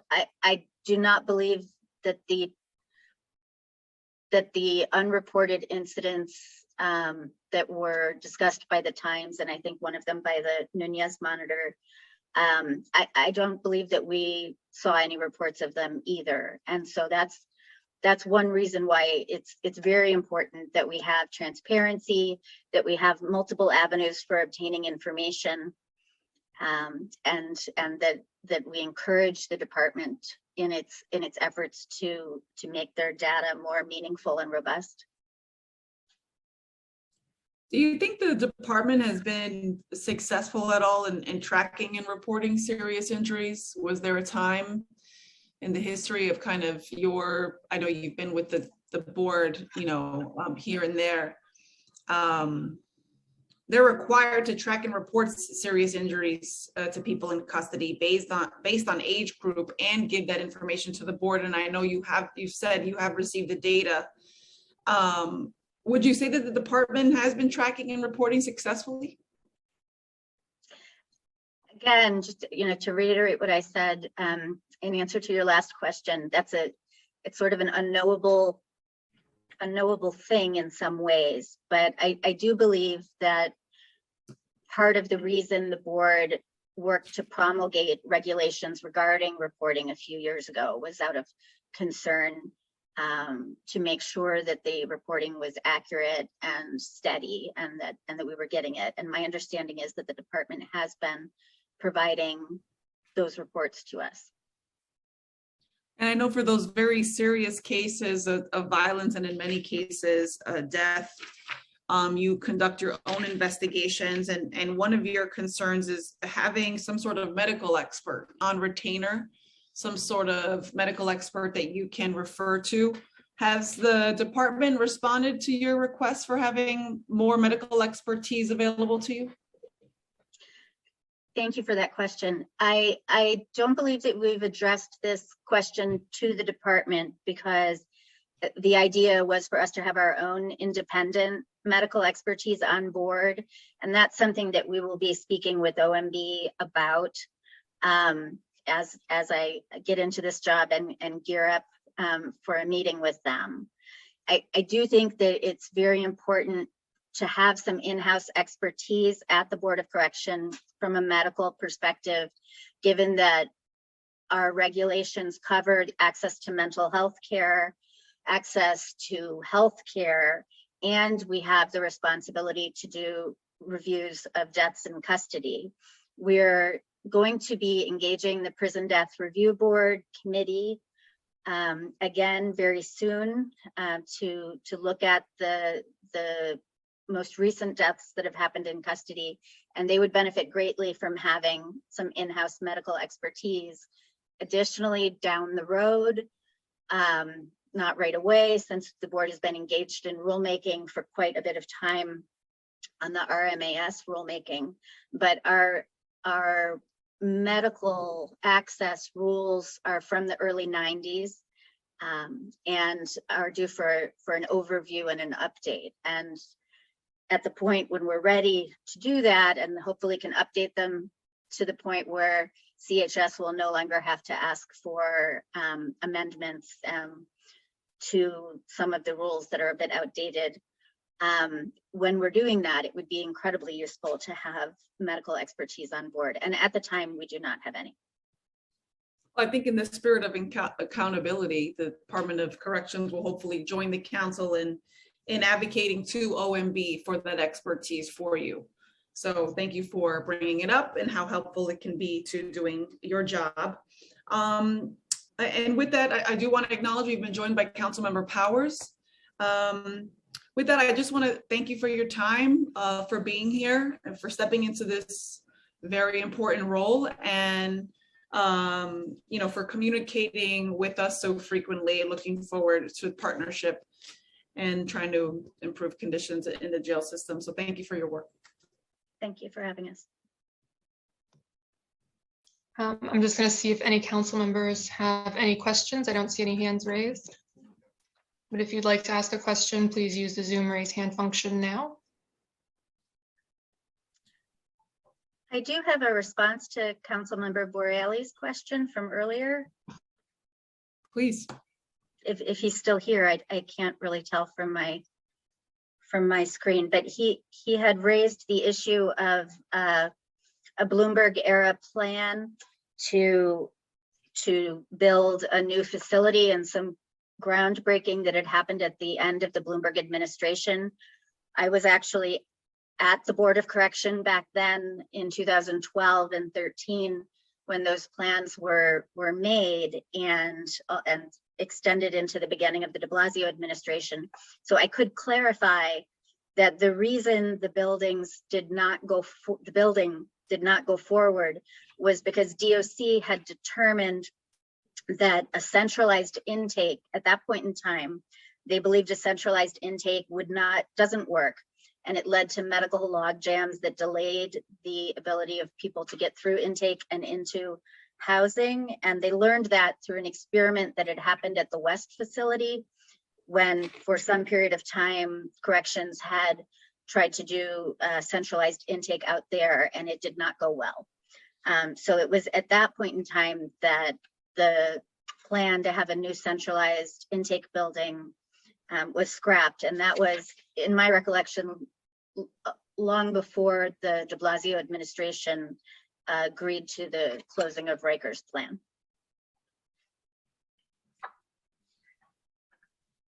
Thank you very much for bringing that up, and I'll be sure to relay your answer to Councilmember Borelli, and thank you for getting it on the record. Seeing no council member hands, we will now proceed to public testimony. Please listen for your name as I will be calling individuals one by one and will also introduce the person who is next. Once your name is called, please accept the prompt to unmute yourself and the Sergeant at Arms will set the timer and announce that you may begin. Your testimony will be limited to 2 minutes. First, you will hear from Kelsey Davila, followed by Kayla Simpson, followed by Nikita Raman. Kelsey, you may begin when ready. Time starts now.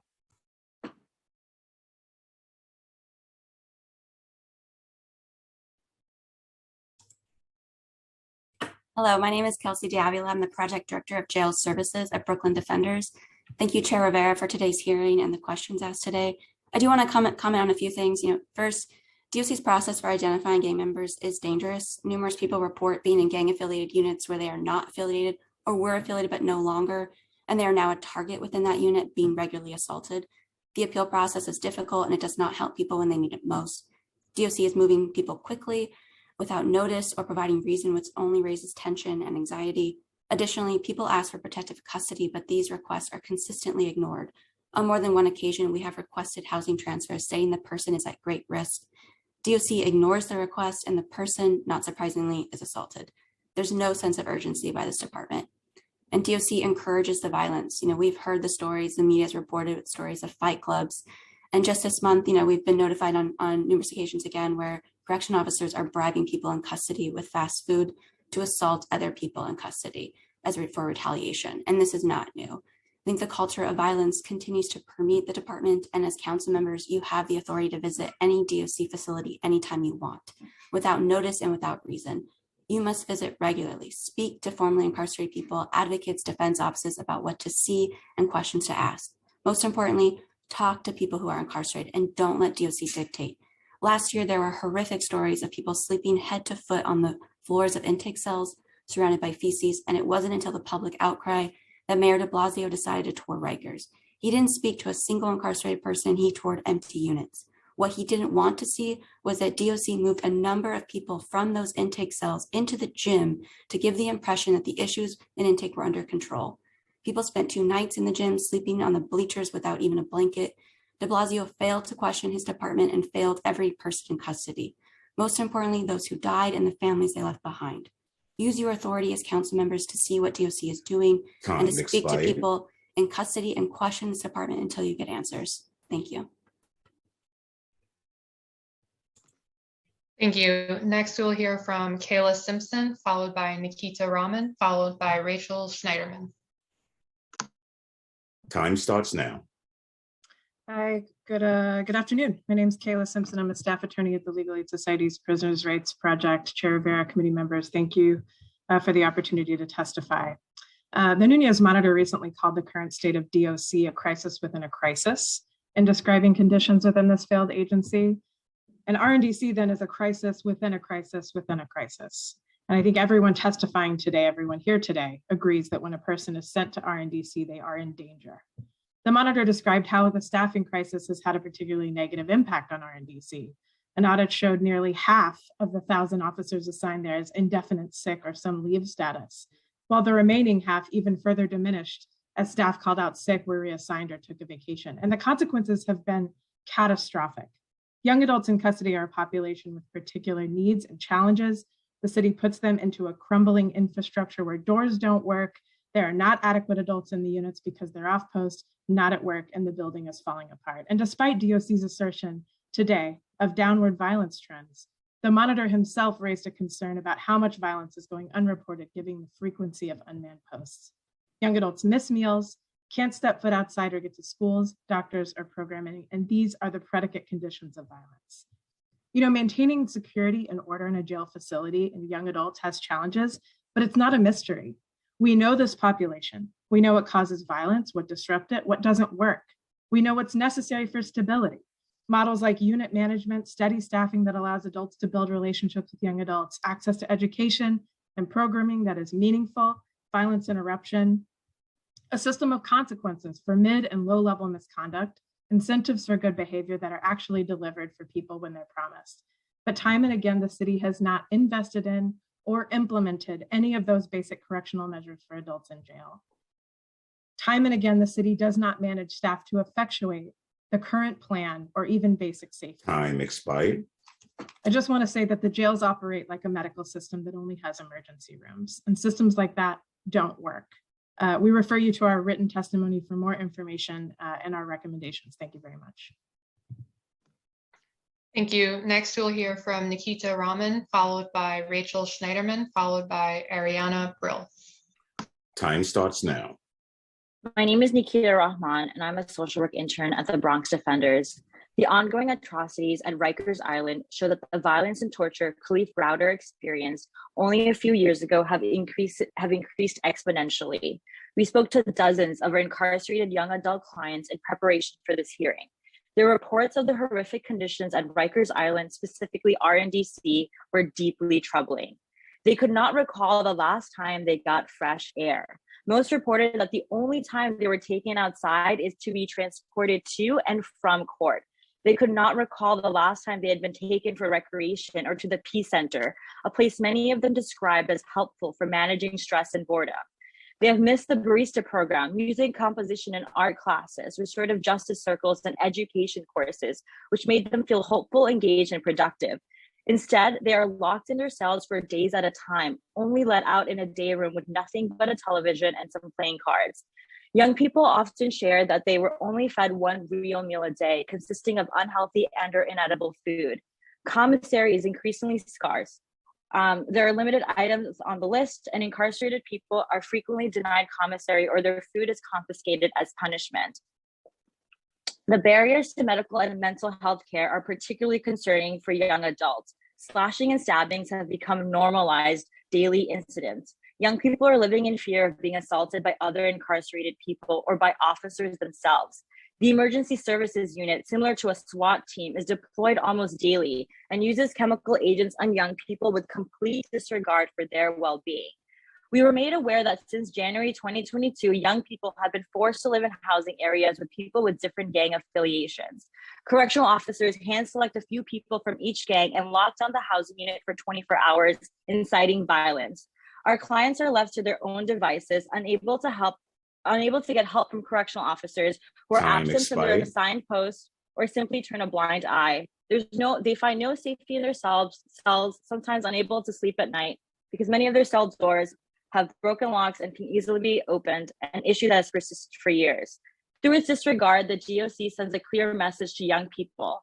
The Department of Corrections does not care if people inside live or die. One client remarked, "We are fighting for our freedom. We shouldn't have to fight for our lives as well." I implore you to visit the facilities and see for yourself.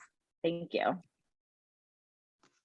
Thank you. Next, we'll hear from Rachel Schneiderman, followed by Ariana Brill, followed by Danielle Gerard. Time starts now.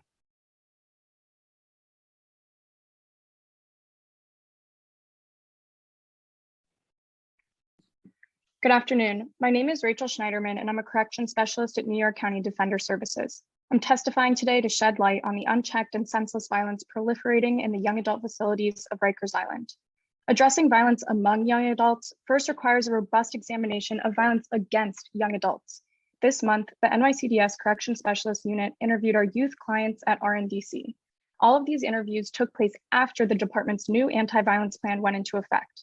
While the official policy may have changed, the staff has not. I'm going to share some direct quotes from our young adult clients. The search team comes like 3 or 4 times a month. They call us dumb, bums, say they'll F our moms, stuff like that. There are no cameras in the cells, so they take advantage of that. I'll have my hands up and they'll say things like, "Oh, you're gonna punch me?" Make it sound like they're in danger for the audio on their body cam to hear, so they can attack and spray us unprompted. Then they take our property, step all over our legal work. They threw pictures of my family in the toilet. The other day, we had a new inmate in. They locked him in his cell and didn't check on him. I told the CO, "You need to go check on him. He could be suicidal. He could be hungry. We have no idea. He's new." And the CO said, "I don't care. If he dies, he dies." The only thing COs respect here is violence. The guards want to test us. They put us together to see if we fight. I got into an argument with a guard, so I was moved to another housing area. As soon as I got to the new unit, I was jumped by everyone in there. The guards told them to do it. My nose was bleeding, my mouth was busted, I had 2 black eyes. It took me a whole month to heal. To claim that the issue of violence stems from the inherent nature of the people being held in one of the most notoriously disgusting, inhumane, and deplorable jails in the world is not only misguided, but racist and ignorant. These are not violent people. These are children being forced into a broken and dysfunctional system and held against their will with no access to basic human rights. In addition to these conditions that would inherently Time exacerbate expired. feelings of anger and frustration, DOC staff goes out of their way to be unnecessarily cruel and antagonize our clients. No human being, let alone a child, should ever have to endure the abuse that our young adult clients experience on a daily basis at Rikers. Thank you. Thank you. Next, we'll hear from Ariana Brill, followed by Danielle Gerard, followed by Kate Rubin. Time starts now. Good afternoon. My name is Ariana Brill, and I'm an education attorney at the Neighborhood Defender Service of Harlem. I want to thank you for holding this hearing and for the opportunity to testify. The DOC and DOE's persistent failure to provide education services does not only violate young people's rights, but also directly contributes to the violence at Rikers. Young people have the right to attend school and receive special education services until the end of the school year in which they turn 21 or receive a diploma. However, since March 2020, the majority of our school-age clients at Rikers have not received in-person instruction. Instead, our clients are either unable to access an education entirely or provided with unacceptable substitutes for school, such as paper packets. Young people have reported a number of barriers. Their requests to enroll in school are ignored, they're not transported to school daily by DOC, or they're in housing units that don't offer school. Many of our clients have lost all interest in their education because they realize that there's no meaningful access to school. The city's failure to provide basic and legally mandated services, including school, causes devastating violence at Rikers. If you lock someone in a cage, subject them to dehumanizing conditions, and give them zero opportunities to work toward their goals, it should not be surprising that violence increases. It is unconscionable that the city funnels disproportionately Black and Latinx students with disabilities to Rikers through the school to prison pipeline. The city compounds this harm when it fails to educate young people who are incarcerated. Over the past 2 years, we have not witnessed significant improvements in educational services at Rikers. It's clear that young people are better served when they are able to attend schools in their communities and are not locked in cells.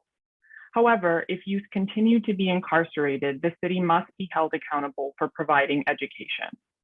DOC and DOE must facilitate daily in-person school for every eligible student, Time expired. provide special education services, and offer compensatory services and extended eligibility for each student who has been incarcerated at Rikers.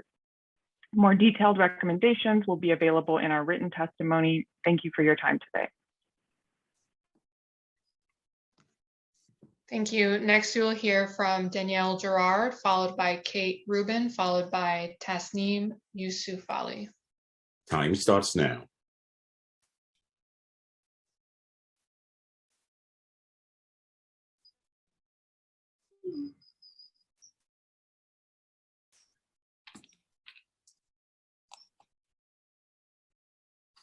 I'm Danielle Gerard, a senior staff attorney at Children's Rights and National Advocates for Youth in State Systems. We are on the Jails Action Coalition and the Young Adult Task Force.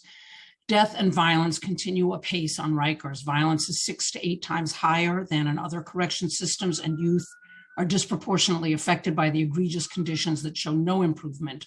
Among them, many people who have died in custody in the last year. One was 24 and one was 25.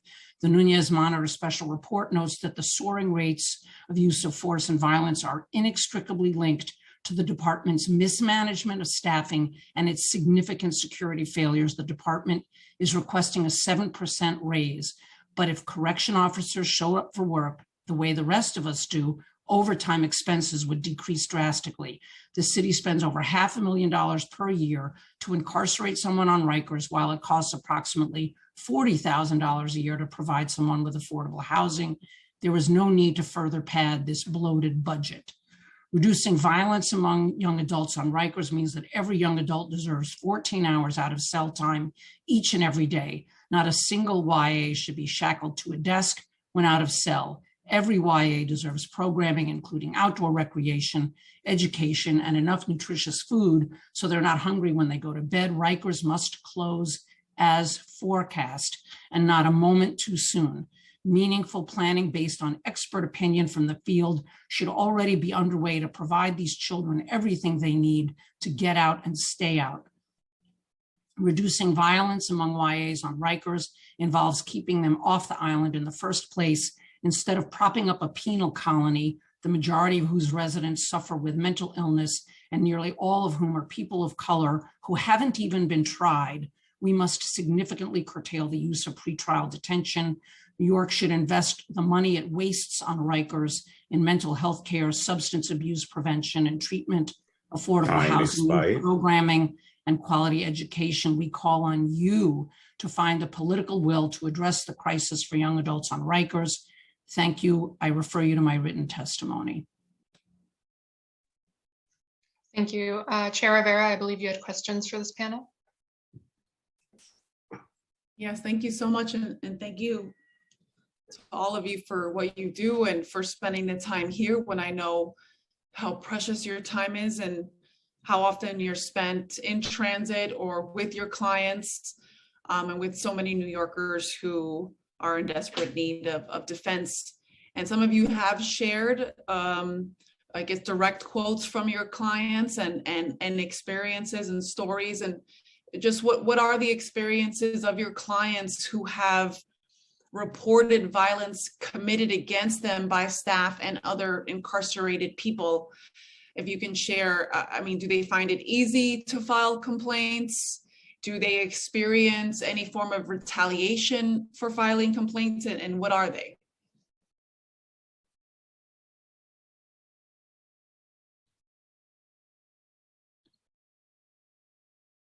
maybe raise your hand and we can unmute you. I'd like it if anyone could.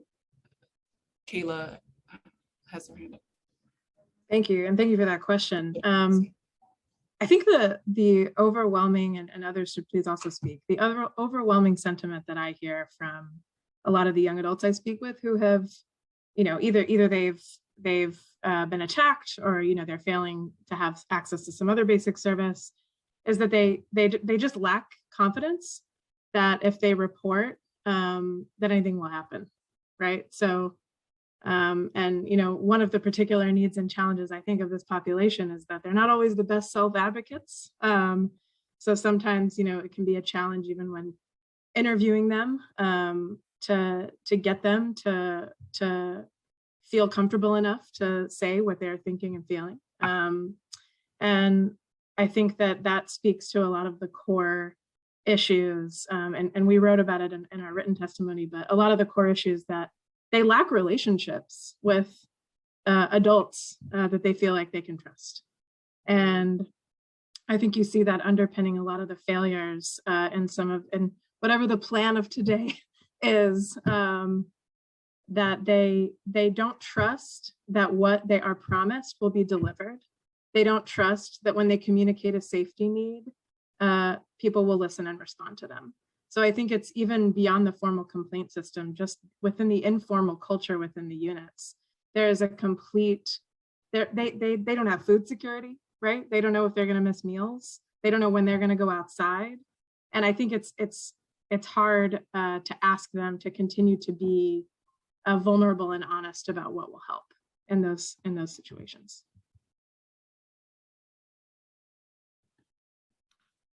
Kelsey also had a hand up. Thank you. I completely agree with my colleague at Legal Aid. We're seeing the same thing regularly. People will talk to us about what's going on, but they've asked us not to report it, not to get involved for fear. Or like Kayla mentioned, that what's it going to do? It could make things worse for them. And even if we put in that request to go to another unit or to another facility, there's no guarantee.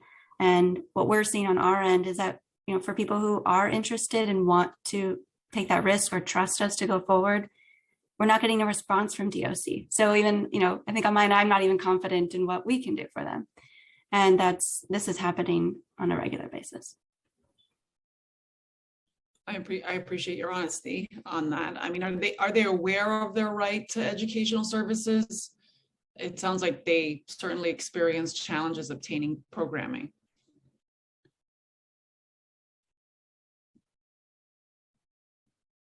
If we could unmute Kayla, please.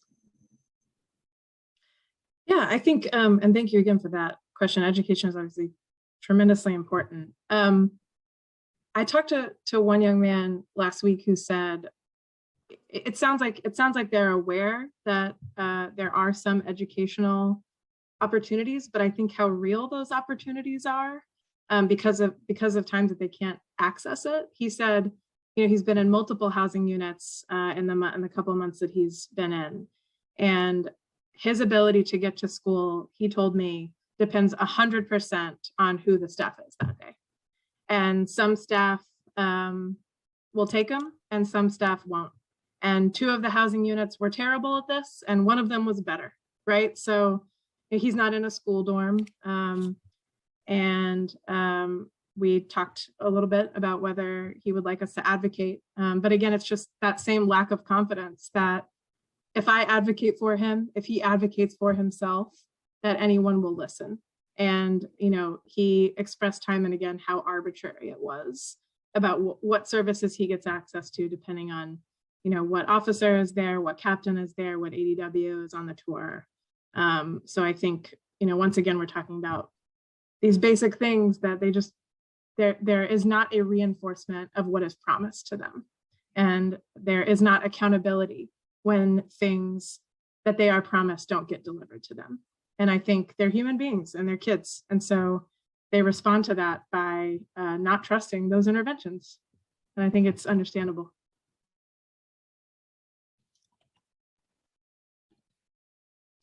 Yeah, thanks for that question. I would agree with Kayla and add that I think especially in the True unit, I spoke to a few of our clients who were in the True unit or had been. They were actually not aware that any kind of programming or services were required by the DOC directives of that unit.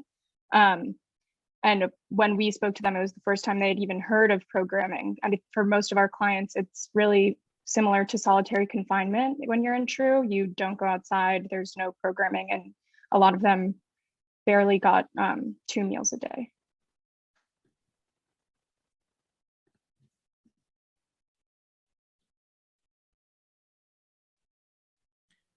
Oh, yes, thank you for unmuting me. I just want to piggyback on everything that's already been said and add a couple of things. One is that when we met with many of the young adults a couple of months ago as members of the Young Adult Task Force, we were told when we asked them, what do you really want? They said, the first thing they said was food. And they're very hungry. They have dinner hours before lights out and lock in. And that should be something that should be easy to fix. We brought this up innumerable times. In addition, what a lot of them said was missing was ability to connect with organizations like GOSO, which used to come in to Rikers and help the kids be able to transition better back to the community. And apparently that is sorely lacking and has been for quite a while. And some of these fixes should already have been taken care of. I know some of the other advocates who've already spoken and are going to speak. We keep saying the same things over and over again, whether it's before the council or before the Board of Correction, and things do not seem to move. So thank you for this opportunity today. We really appreciate it, Chair Rivera. Well, thank you all so much. I know that it's frustrating to, multiple reports, right? A dozen reports have been issued saying a lot of these things. And as to the progress, certainly remains to be seen. Before I let this panel go, I think I see Josie, you testified. Do you want to say something else? Hi, can you hear me? Yes. Great. I just wanted to bring up that we've been, I'm drama club, we do improv with the young adults on Rikers Island. And we've been working on 3 Central South, which is a unit that was set up as an experiment. This is my best of my understanding by Commissioner Schiraldi, and it has been kept open by Commissioner Molina. But I've personally worked on the unit, and the young men have said that's the safest they've ever felt on Rikers Island. They're getting programming. My understanding is that they have to sign a contract saying that they won't attack each other, or they're not going to commit any violence. And they do seem to be mixing like different gang sects in the unit, and it seems to be a huge success. So I just wanted to know if they're planning to do more units like that, because it's very successful. We'll be sure to follow up. Thank you.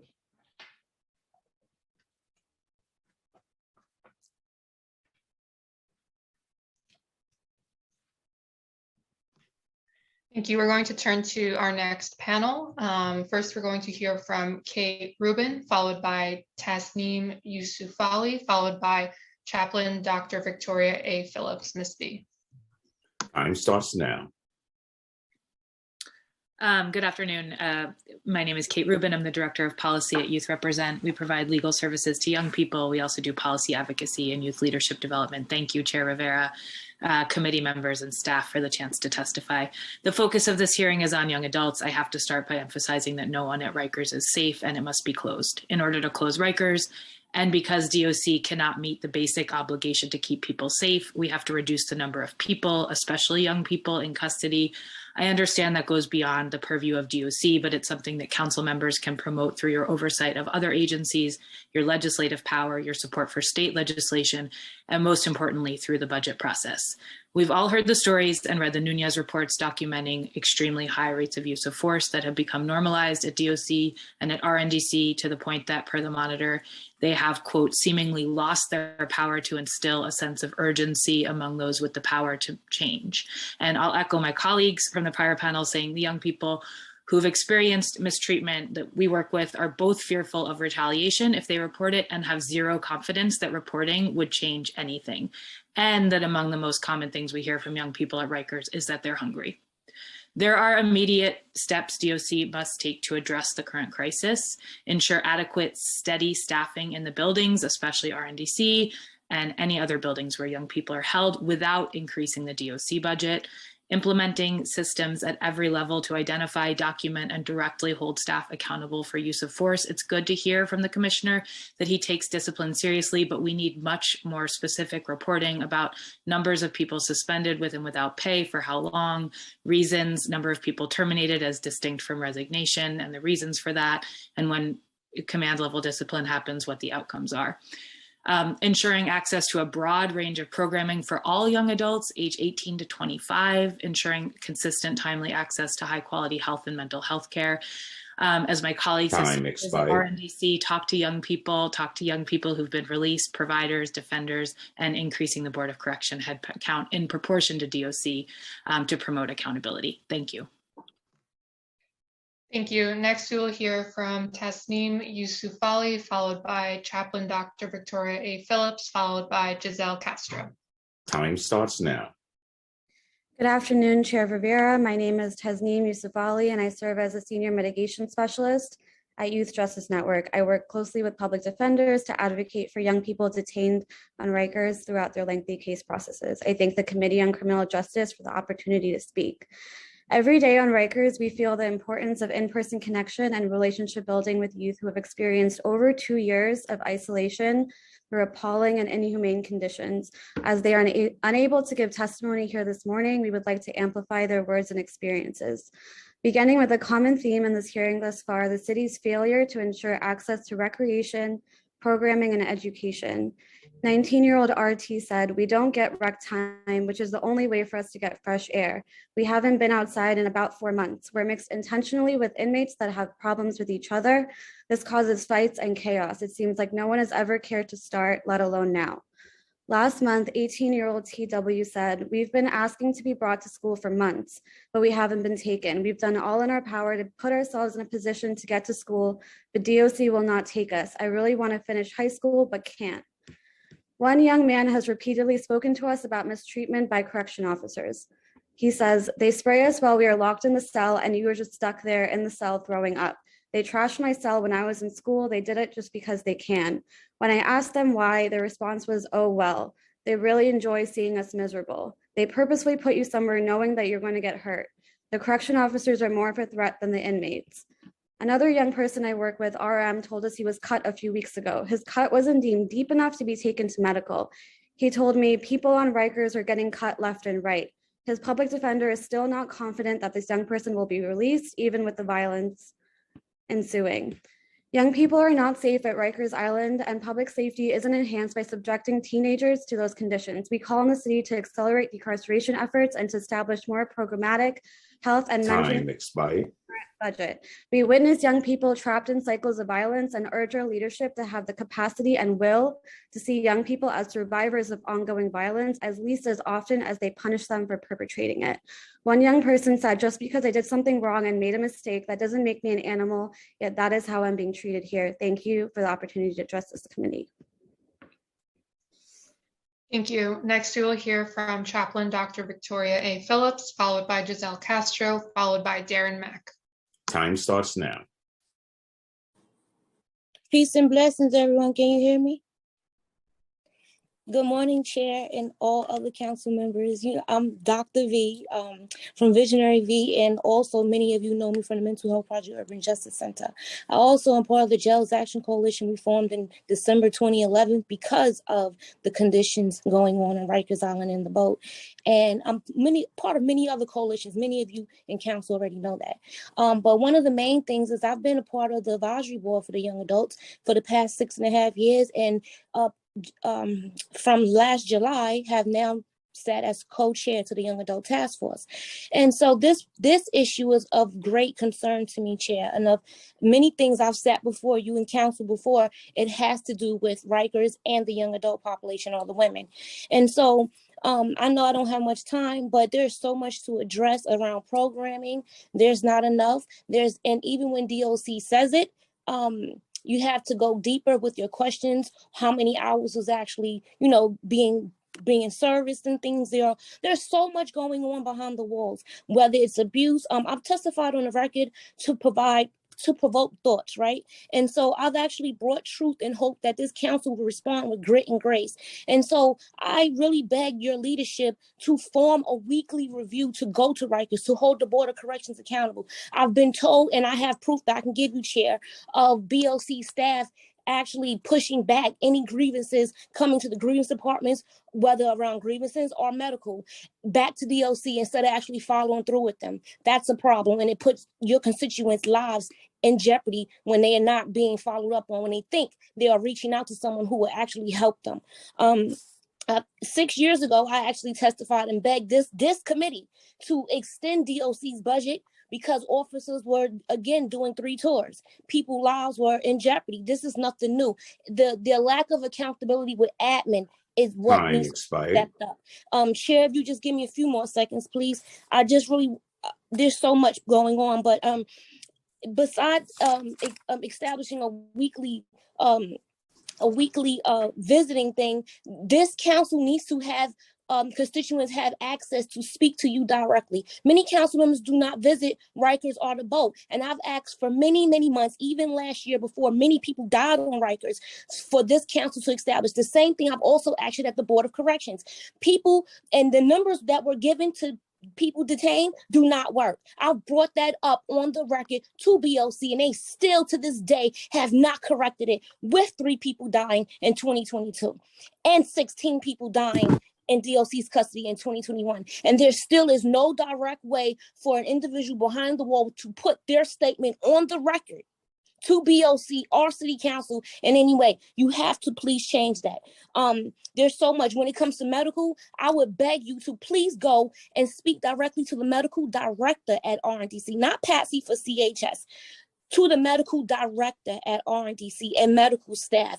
And I can discuss more reasons behind that off the record with this committee.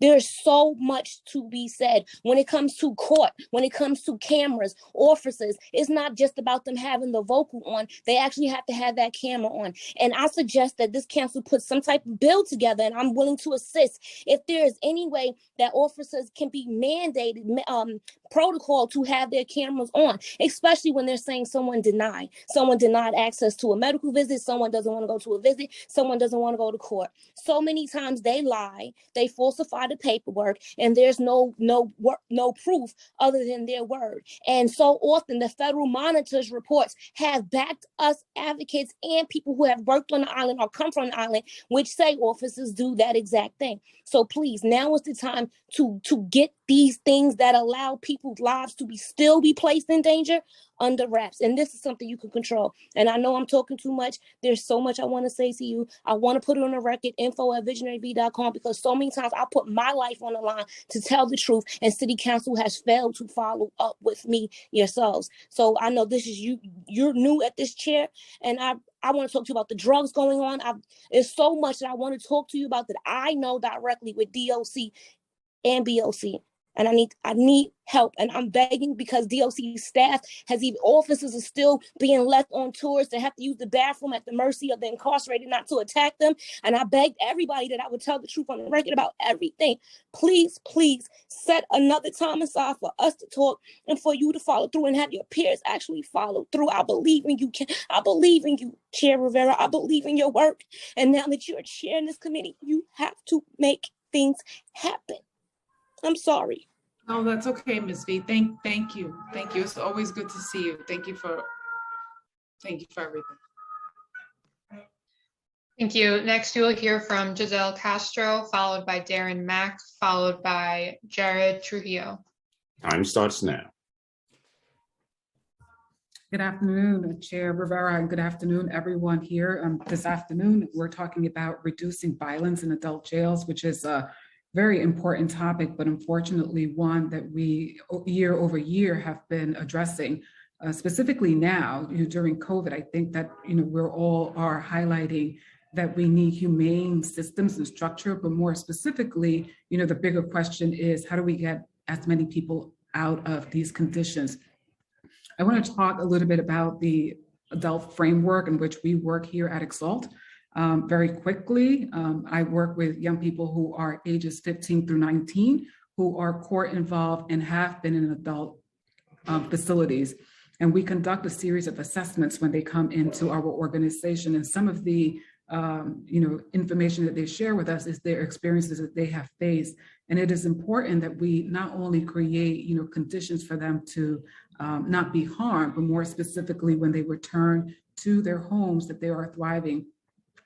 I cannot highlight and I cannot stress, and I've been saying this, for quite some time, that the conditions has just become more and more horrific.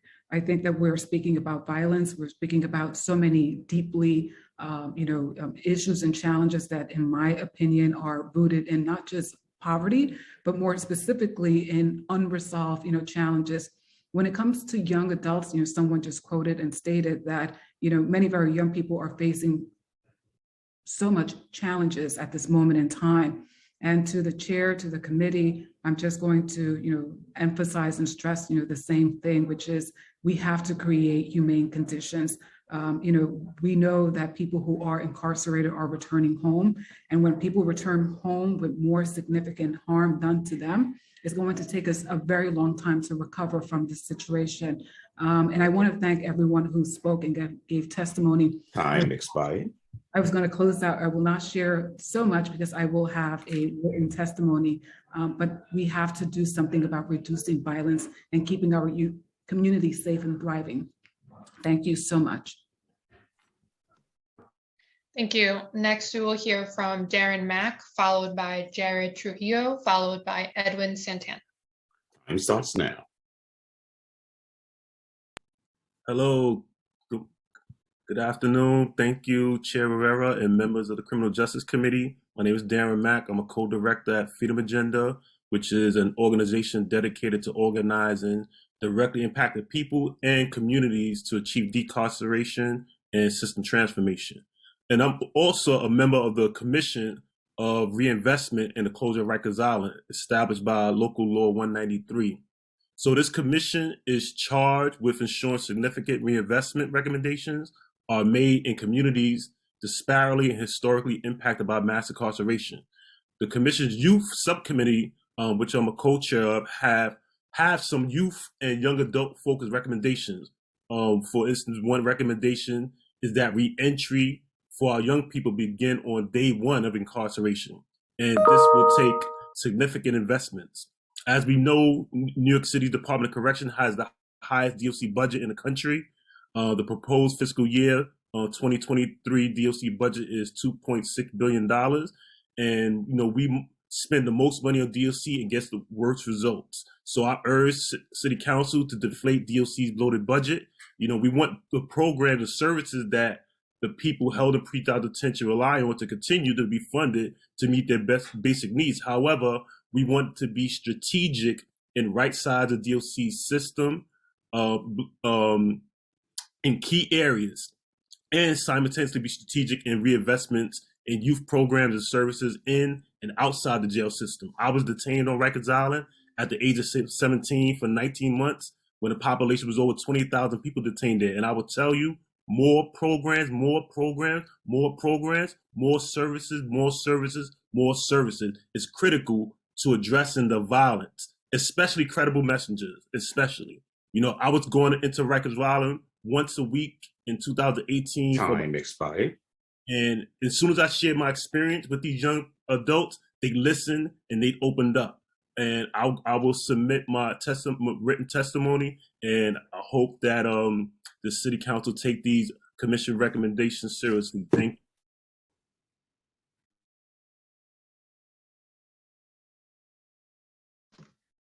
Thank you. Next, we will hear from Jared Trujillo, followed by Edwin Santana, followed by Zachary Katz-Nelson. Time starts now.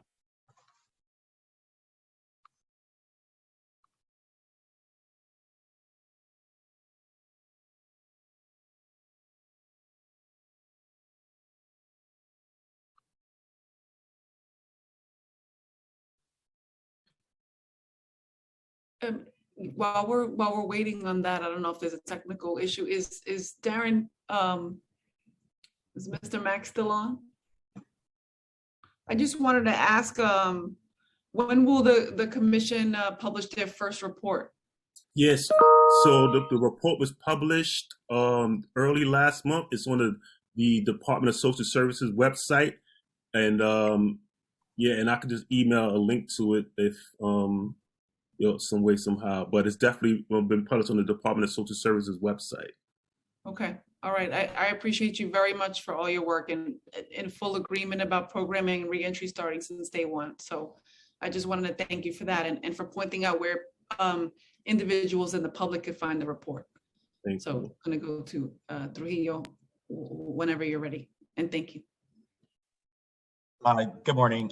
My apologies. We're state budget and yeah, I was trying to be on different calls. Not well though. Anyway, thank you, Councilmember Rivera and others on for holding this hearing. We will have, I'm Chair Trujillo, Policy Council at the New York Civil Liberties Union. We will have more extensive written testimony, but there are just a few things that I wanted to focus on really for this hearing.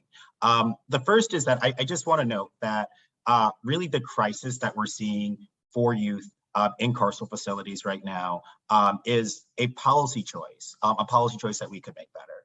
It's a policy choice, one of over-incarceration of youth, something that we know, whether it be in New York City or elsewhere, is so often carceral facilities are used as really a warehousing point for kids that would be better served if these 75 schools were able to meet their needs better, if other schools were able to meet their needs better, if there were actual programming in their communities in order to meet their needs better. These are issues that existed before COVID-19, but certainly with the pandemic, these issues have only gotten worse. And for the children that are, for the young people that are at Rikers, we know that the issues of violence that are happening at Rikers are not certainly don't only affect young people, but they affect them in particularly horrific ways. We know that the neglect that happens for young people, that is a policy choice. The violence that happens of young people, whether that be from staff or whether that be from other incarcerated young people, that is a policy choice. We know that the lack of education and the lack of programming that we've seen real examples of, programming like the RSVP program in San Francisco. Time expired. Thank you. And again, our written testimony will talk about a lot more of this in more detail. But again, I just want to note that all the issues that we see of young people at Rikers, they're policy decisions, things that we could, if we had the political will, we could correct. Thank you. Thank you. Next, we will hear from Edwin Santana, followed by Zachary Katz-Nelson, followed by Donna Hilton. Time starts now. Good afternoon, everybody. Can everybody hear me? All right. My name is Edwin Santana, and I just want to say thank you to the chairperson and the Youth Services Committee members. My name is Edwin Santana. I am a member and community organizer at Freedom Agenda. I believe, like most New Yorkers believe, that the city budget should reflect what we value. We value the youth, and if we value our youth, then we should invest in the programs and services that would better serve our youth. We need a budget that reflects the needs of our youth, not just like whatever they want to put out there. The Department of Corrections has the largest DOC staff in the country, and lack of accountability for the DOC staff has created a large humanitarian crisis in New York City jails. There are hundreds of officers each day who work in non-jail posts, either because they are prevented from working directly with incarcerated people, because of the ongoing or because of their ongoing disciplinary cases, or maybe they are being medically monitored, or they have assigned to a different job, like working in the laundry room as a baker or as a secretary to a warden. These posts have been widely used in DOC as regards to officers favored by supervisors, but in other jail systems, these tasks are performed by civilians. The city should adopt the recommendations by the Commission on Reinvestment, which was informed by community-based organizations that serve communities impacted by incarceration.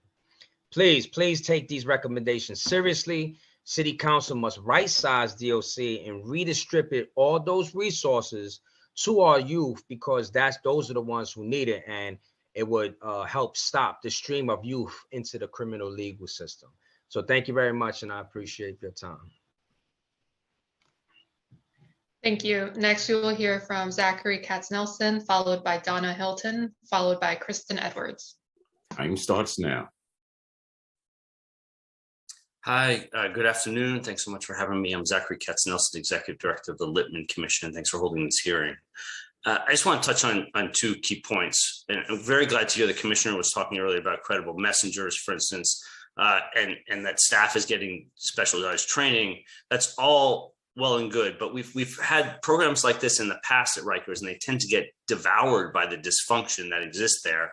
And it's really essential that staff who are assigned to the units actually work in those units, that people with the specialized training are the people that day in and day out are working with young people, building relationships, actually can be able to put their training to use. We find far too often at Rikers that people get shuffled around, and that means that we don't get the advantage of the training that people have. And I'll give one key example of shuffling. You know, a couple of years ago, the warden of our NYCC, Joseph Caputo, put in place a mentoring plan where he brought in older incarcerated people who are currently incarcerated, to work with the young people who are the most at risk of violence. And word got out about this mentoring, and some people within Rikers didn't like it at all. And Warden Caputo was shunted, frankly, from RNDC over to the transportation unit, where he stayed for a long time. And I actually toured with Warden Caputo last year after his transfer in RNDC. I've been working in jails and prisons for over 20 years. I have almost never seen a uniformed officer so warmly and genuinely greeted by young people, especially as Warden Caputo was. This is somebody who's an amazing asset, and yet he was transferred because of internal politics around Rikers, not because of what's best for the kids. And also talk about, we really need to work to get as many young people out of Rikers as possible. The 3 empty or underused state prisons in Manhattan, those could be transformed into secure therapeutic units if the city can get them. Start with kids with mental illness. Just one thing about the girls, particularly, 16 out of 19 of the under 21-year-olds at Rikers have mental illness for girls. Time expired. One more stat, if you don't mind. For 22 to 24-year-olds, because I still think of them as young people, it's 21 out of 22 have mental illness among the young women. So really, we need to focus on those folks, get them service they need, and get them off Rikers as soon as possible. Thanks so much. Thank you. Next, we will hear from Donna Hilton, followed by Kristen Edwards, followed by Andre Ward. Time starts now. Thank you, and good afternoon. Thank you, Chair Rivera and the committee, for holding this very, very important discussion, right, in the hearing. So I want to speak. I'm Donna Hilton. I'm the founder and CEO of A Little Piece of Light. We seek to empower and facilitate the healing for young women, girls, and gender fluid individuals who are directly impacted by trauma involvement in the criminal legal system. So I want to say a couple of things, because, 37 years ago, I was one of those youth on Rikers Island. I was an adolescent on Rikers Island in the Rose M. Singer Center. And what I've come to realize, and as I serve my sentence in the state prisons as well as Rikers, that our facilities, these institutions are filled with Black and brown bodies, right? Overly filled with Black and brown bodies. And we know why. Let's be very clear to what Zachary was just saying. There's a lot of mental health. There's a lot of poverty that we're not addressing. We're not looking at how to address the lack of resources and opportunities for our children, our kids, our people within our communities. Money keeps being focused on public safety measures. That means incarcerating us. And the overwhelming majority have suffered from trauma, and it has not been treated as untreated trauma. We still have kids going to bed hungry. We still have children going to school so they can eat and get away from the violence that is in their households, because there's nothing being done to address these things. We keep seeing these responses, and we're getting nowhere. We have gone nowhere. We continue to see institutions filled with our bodies, our children. And this needs to stop. And Dr. V made a strong point. There are things happening that people don't want to talk about again, right? And when we don't talk about it, we put a Band-Aid on, or we act like it doesn't exist, but we want to incarcerate it, or we want to overlook it and act like it doesn't exist. And then we continue to do the same thing. Here we are 37 years after I was an adolescent on this island. Time expired. And now we're still having these conversations. We have to do something. This is serious. It's important. We continue to see people dying. We continue to see people harmed. We continue to talk about public safety, but it has to start somewhere. So I thank this committee for at least trying to address this, and maybe we can all work together to get this done so we can give people the resources and the opportunities that they so need, not incarceration. Thank you. Thank you. Next, we will hear from Kristen Edwards, followed by Andre Ward, followed by Brad Coffin. Time starts now.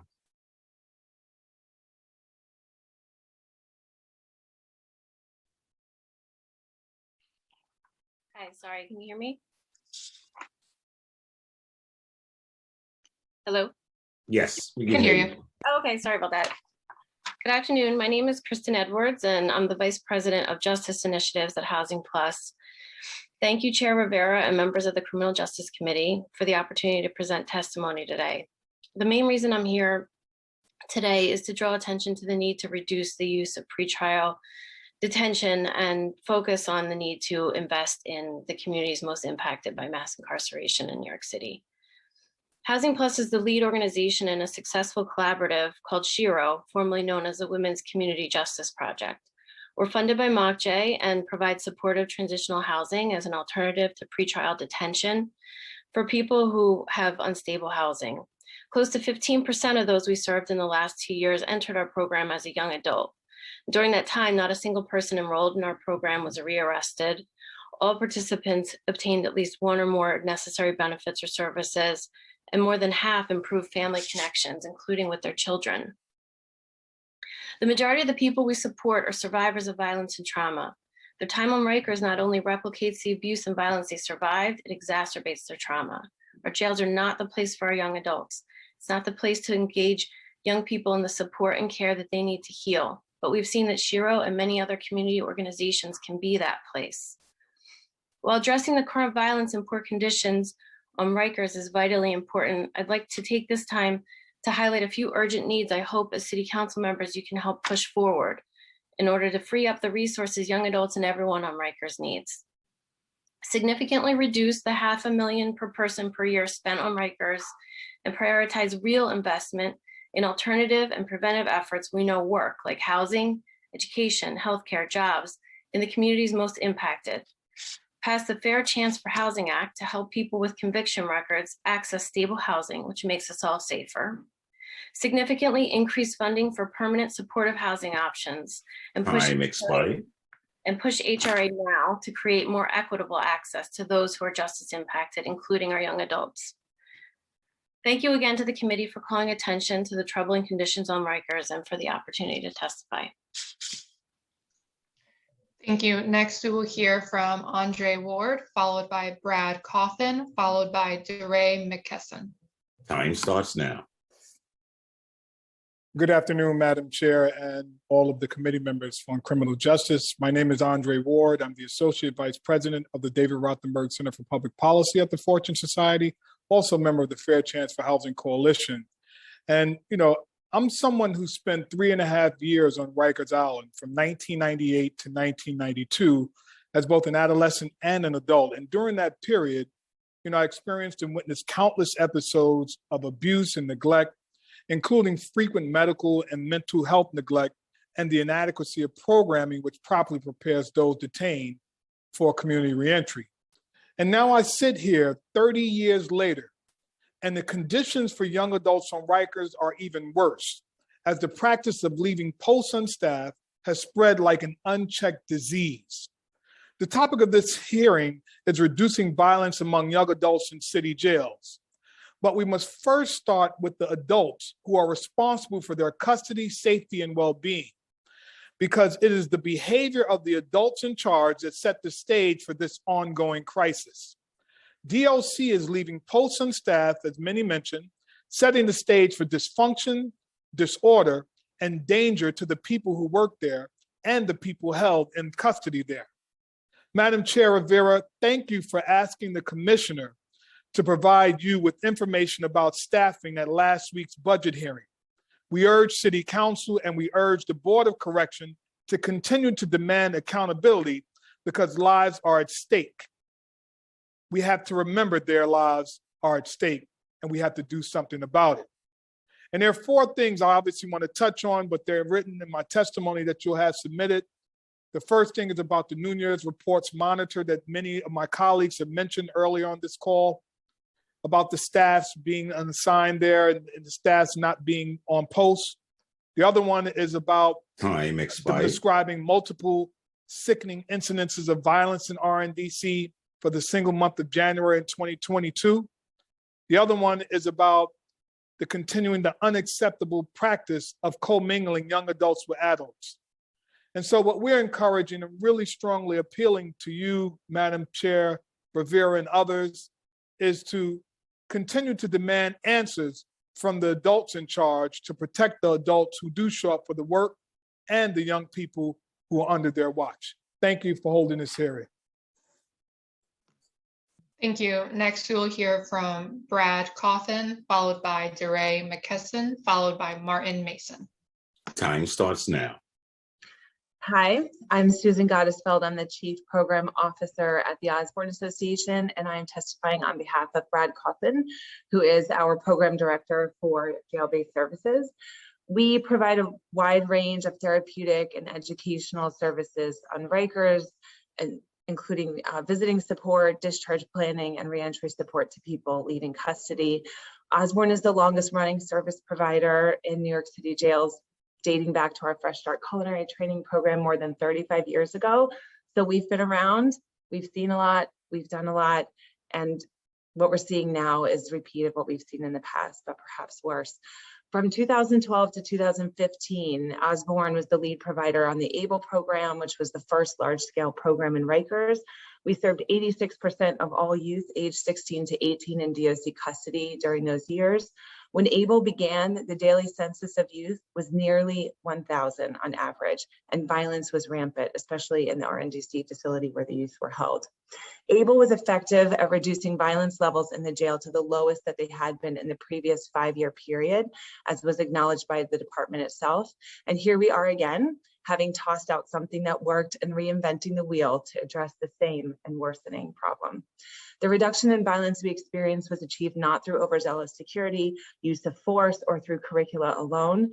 This was achieved through engaging the young people in quality services supported by meaningful relationships with our staff and steady DOC officers who were committed to their success, who were properly qualified, trained, and motivated. We have many recommendations that are detailed in our written submission. However, any of these recommendations require sufficient staffing levels. It is simply not safe to house the current number of people on Rikers with a workforce that seems unable to reliably move incarcerated people from place to place. We are especially concerned with our clients' inability to access medical and mental health care. A detailed staffing analysis must be conducted by DOC, and we appreciate you, Chairwoman Rivera, and your colleagues for asking for that. Our elected officials have already agreed to close Rikers, and conditions have only worsened since that decision was made. At this point, all policies should lead to reducing the number of people we lock up and closing Rikers Island. Thank you for your attention. Thank you. Next, we will hear from DeRay McKesson, followed by Martin Mason, followed by William Evans. Time starts now. Hi, I'm DeRay McKesson. I help lead Campaign Zero, a national organization focused on ending police violence and incarceration. I'll hit a couple of things in these 2 minutes. The first is that we want people to stop calling this a staffing shortage and calling what it is, which is a sick out by the DOC staff. We're reminded that this is the highest staffed jail in the world, that there is not a shortage of people working at Rikers, that there are enough staff members, and if 1,000 weren't calling out every day, and if the commissioner was actually doing something about the people going AWOL, there would actually be enough people on the island. The second thing is that when Melina testified, he said that he closed out 485 cases. We do not believe that that is true in the way that he represented it, that those cases were actually already on the pipeline, and we would urge this committee to keep pushing and ask for those records to review that. Also, when he noted the numbers of kids who are enrolled in programs, we would ask for that to be parsed out. The difference between enrolled and actively participating are two wildly different numbers, and ask for that to be honestly represented. The last thing that I'll say is a reminder that every single mechanism that we were promised that would end the violence, that would lead us to some solution as we get to the pathway to closure, has failed. Every oversight committee, every board, every commission, nothing has changed. 12 reports from the monitor and nothing has changed. Urge the committee to push the monitor to use the full range of her powers to demand that the DOC is in compliance, and also would push the committee to ask for the DOJ to intervene, to engage a range of options like receivership, something to force the staff at the DOC and at Rikers to actually do something, because we are hearing the same thing over and over. Simple stuff like the locks. They won't even make the locks work. The cameras, we are hearing reports that they are letting inmates fight. And again, with a unit of 14,000 cameras, how does this happen with the oversight commission, with the monitor, and they still don't care? So I want to just reiterate that every single thing that we were promised as an intervention literally has not done. Time expired. It's time to ask for a different solution. Thank you. Next, we will hear from Martin Mason, followed by William Evans, followed by Josie Whittlesey. Time starts now. Okay, guys, this problem starts from the top down. What we're doing is we're doing a bail bond reform. I'm a career-long bail bond. So if you guys expect for the same form that you sign for a public defender is the same form that you can sign to get an ROR bond. So if we're letting criminals literally on the subway rub feces on people and get out of jail the same day, why do you expect the Department of Corrections to hold these criminals to a higher standard than with the NYPD than our own cops will do?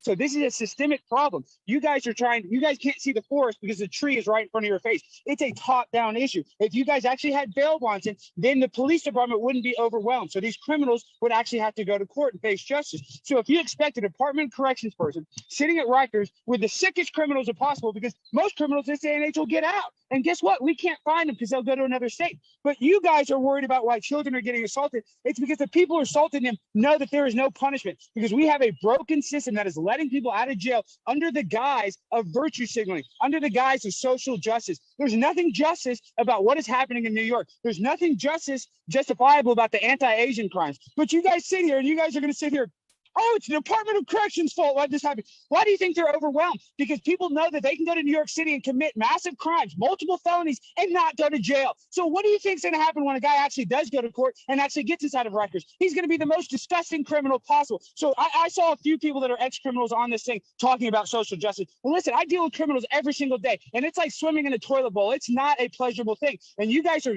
overwhelming our system, not only our police force, but our Department of Corrections. So if you guys think Rikers is going to get any better by defunding it or shutting it down, you guys are imbeciles. And that's why we're having such crime in New York City, because you're letting criminals go because they say they're too poor. And now we don't have anybody making sure they go to court. So it is like the wild, wild west. It's like New York City in 1970. Curtis Lewis said it best. The place is going to hell in a handbasket. And it's all your fault because you guys are saying, oh, social justice and let people out of jail for free. Get a grip. Wake up. We need bail bond reform. Wake up, guys. You guys are the problem. It's not just an easy fix by going out to the Department of Corrections. It starts at the top, holding criminals accountable.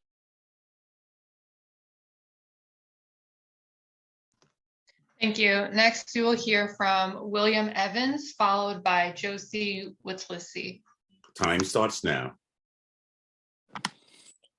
How you doing? My name is William Evans. I'm the co-director at the Institute for Transformative Mentoring at the New School. Thank you for the opportunity to speak to you guys today in regards to the violence on Rikers Island. I worked on Rikers Island. I trained people to facilitate. I counseled individuals in need. I developed programs and strengthened personalities. But for some reason, I could not relieve myself of the memories that I sustained while on Rikers Island. The New School's Institute for Transformative Mentoring is a dynamic training program focused on the support and professional development of credible messengers, formerly incarcerated men and women who use their lived experiences to mentor young people. Credible messengers reduce crime, violence, and the incarceration of young people and adults, and also vital resources to the community. Since the founding of IITM in 2017, with the support from the City Council, ITM has served over 300 participants from over 75 organizations across New York City. And just to say, credible messengers are also operating on Rikers Island officially through organizations like Exodus, and the work is noticeable even through today. I don't have to explain much about the different issues that's taking place on Rikers Island, but I want to share with you my testimony in regards to not only what I have submitted, but also highlight some of the times that I was on Rikers Island, right? Which is in 1993, where I was arrested as I'm returning from a supermarket delivery, right? And the things that I witnessed, right, with a young man being beaten because he was looking the other way and ran into an officer, and how you had other officers, huge officers, who actually joined in the beating. You know, such trauma like that causes fear for young people, but also make young people, you know, like what you would call the class expired, right? And where people can actually talk about them and then make them feel down, and this also contribute to their traumas, right? And then I say another time when I was on Rikers Island in 2019, where I worked in the grievance office, and grievances are just thrown away because either the person is writing too many grievances, or they don't want to hear from that individual, or they don't have any type of grounds, right? But then I also worked on Rikers Island, right? And just to see how officers just disregard how facilitators are like working with the young people, or just walking through the circle while you're actually conducting a class, right? Things like that just show disrespect, and there's no type of support that's provided from DOC as it relates to individuals going in on Rikers Island to do the work. And I think all these things should be considered when you're looking at just organizations going in to do the work who have been impacted by these same systems. I think it's very important that we acknowledge that, and we understand that not all the time as individuals working with these young people are receiving the type of support and respect that they need. So I just wanted to share those different things with you, and you could read more about it in the testimony that I submitted, because I think so support and respect from DOC to individuals working there is highly important. But the experiences that individuals like myself had and endured while on Rikers Island, I think should also be acknowledged, because there's so many things that takes place, even the disregard for you as a human, you know, throwing away your food because it's left open in a box. Various things take place on Rikers Island that you don't really hear much about. But I'm William Evans, co-director at the Institute for Transformative Mentoring. And I just wanted to share that with the committee. Thank you. Next, we will hear from Josie Whitlassy. Time starts now. Good afternoon, everyone. Thank you for this opportunity to share. I'm the executive director and founder of Drama Club. We provide theater training and mentorship to young people who are incarcerated and court involved. I'm just going to share a little bit today about the work that we do and use this as a lens for talking about programs. I noticed today there was talk about programs from the DOC, which is awesome, but it was a lot about religious services, education. I really applaud the Credible Messenger move, but I think there could be more emphasis on programs themselves. So we've been working on Rikers Island since 2014. We had to pause for COVID, but we are back. And in fiscal year 20, we worked with about 100 individual young people on Rikers Island. So throughout the years, we have met many young people, have witnessed changes in laws and attitudes towards young people in the criminal legal system, and seen leadership of the Department of Correction come and go. What has not changed, however, is the culture of violence in the jails. It's a complex problem that does not have a simple answer. But what I've witnessed over the years is that programs work. They give an outlet to young people. They give an outlet to young people navigating stress, fear, and complex trauma.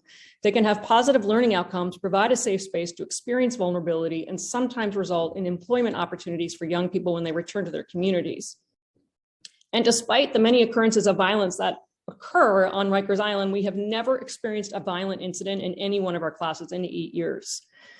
So I just wanted to share that we do these retrospective surveys, and we see shifts in many areas. I just wanted to highlight 3. So the young people we asked, could they express themselves without getting angry or stressed out? And they said before Drama Club, they felt like 31% of them thought they could, but after drama club, 81% of them thought they could express themselves without getting angry. Before drama club, 37% of them said they enjoyed learning. After drama club, 84% said they enjoyed learning. And before drama club, 50% said they thought they could succeed at their goals, but after drama club, it was 93%. So in conclusion, it is our firm belief that programs such as drama club are profoundly important for the well-being and safety of young people on Rikers Island. They should not be considered a privilege and used as a carrot for good behavior, but accessible and widely available. If we are truly to focus on rehabilitation, programs need to be a service considered as important as education or healthcare. Normalizing programs and making them easily accessible is essential in helping shift the culture of violence at Rikers Island to one of rehabilitation. Thank you so much. Thank you. This concludes the public testimony. If we have inadvertently forgotten to call on someone to testify, if that person could please use the Zoom raise hand function now, we will try to hear from you.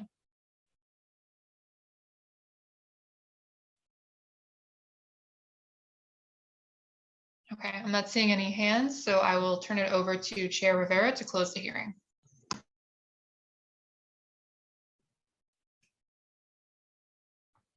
Thank you so much, everyone, for your testimony and for your time. And no human being, let alone the young people detained, incarcerated, and likely historically marginalized and part of communities that are underserved, and those serving our city, none of them should be subjected to the violence and the use of force currently taking place at Rikers. Reducing violence among young adults in city jails is not only necessary, it is at a historical and alarming high. And every single person on the island is affected with deplorable conditions exacerbated inside of these facilities. That is very clear. With the lack of access to appropriate programming, educational opportunities, access to care, recreational time, and even food insecurity are factors here. But steady staffing is clearly critical, and it's clear that there is a desperate need for a methodology to address the staffing crisis. And current staffing problems are inextricably linked to the increase in violence, and that the current culture of dysfunction is unacceptable, and it's devouring any progress that has been made. So I agree that reentry must start on day one, and that these failures, including the unsettling statistic that the majority of young women on Rikers are experiencing mental health issues, that all of this is a policy choice. And for those of you who can speak to similar experiences that you encountered 30 years ago, what an utter disappointment. And I believe that all of us here and present today know that we cannot wait any longer to see a change, and investing in our young people is imperative. So I want to thank you all for your time. I want to thank the staff and my team for helping to put this committee hearing together. And looking forward to working with all of you. And with that, we will adjourn this hearing. Thank you.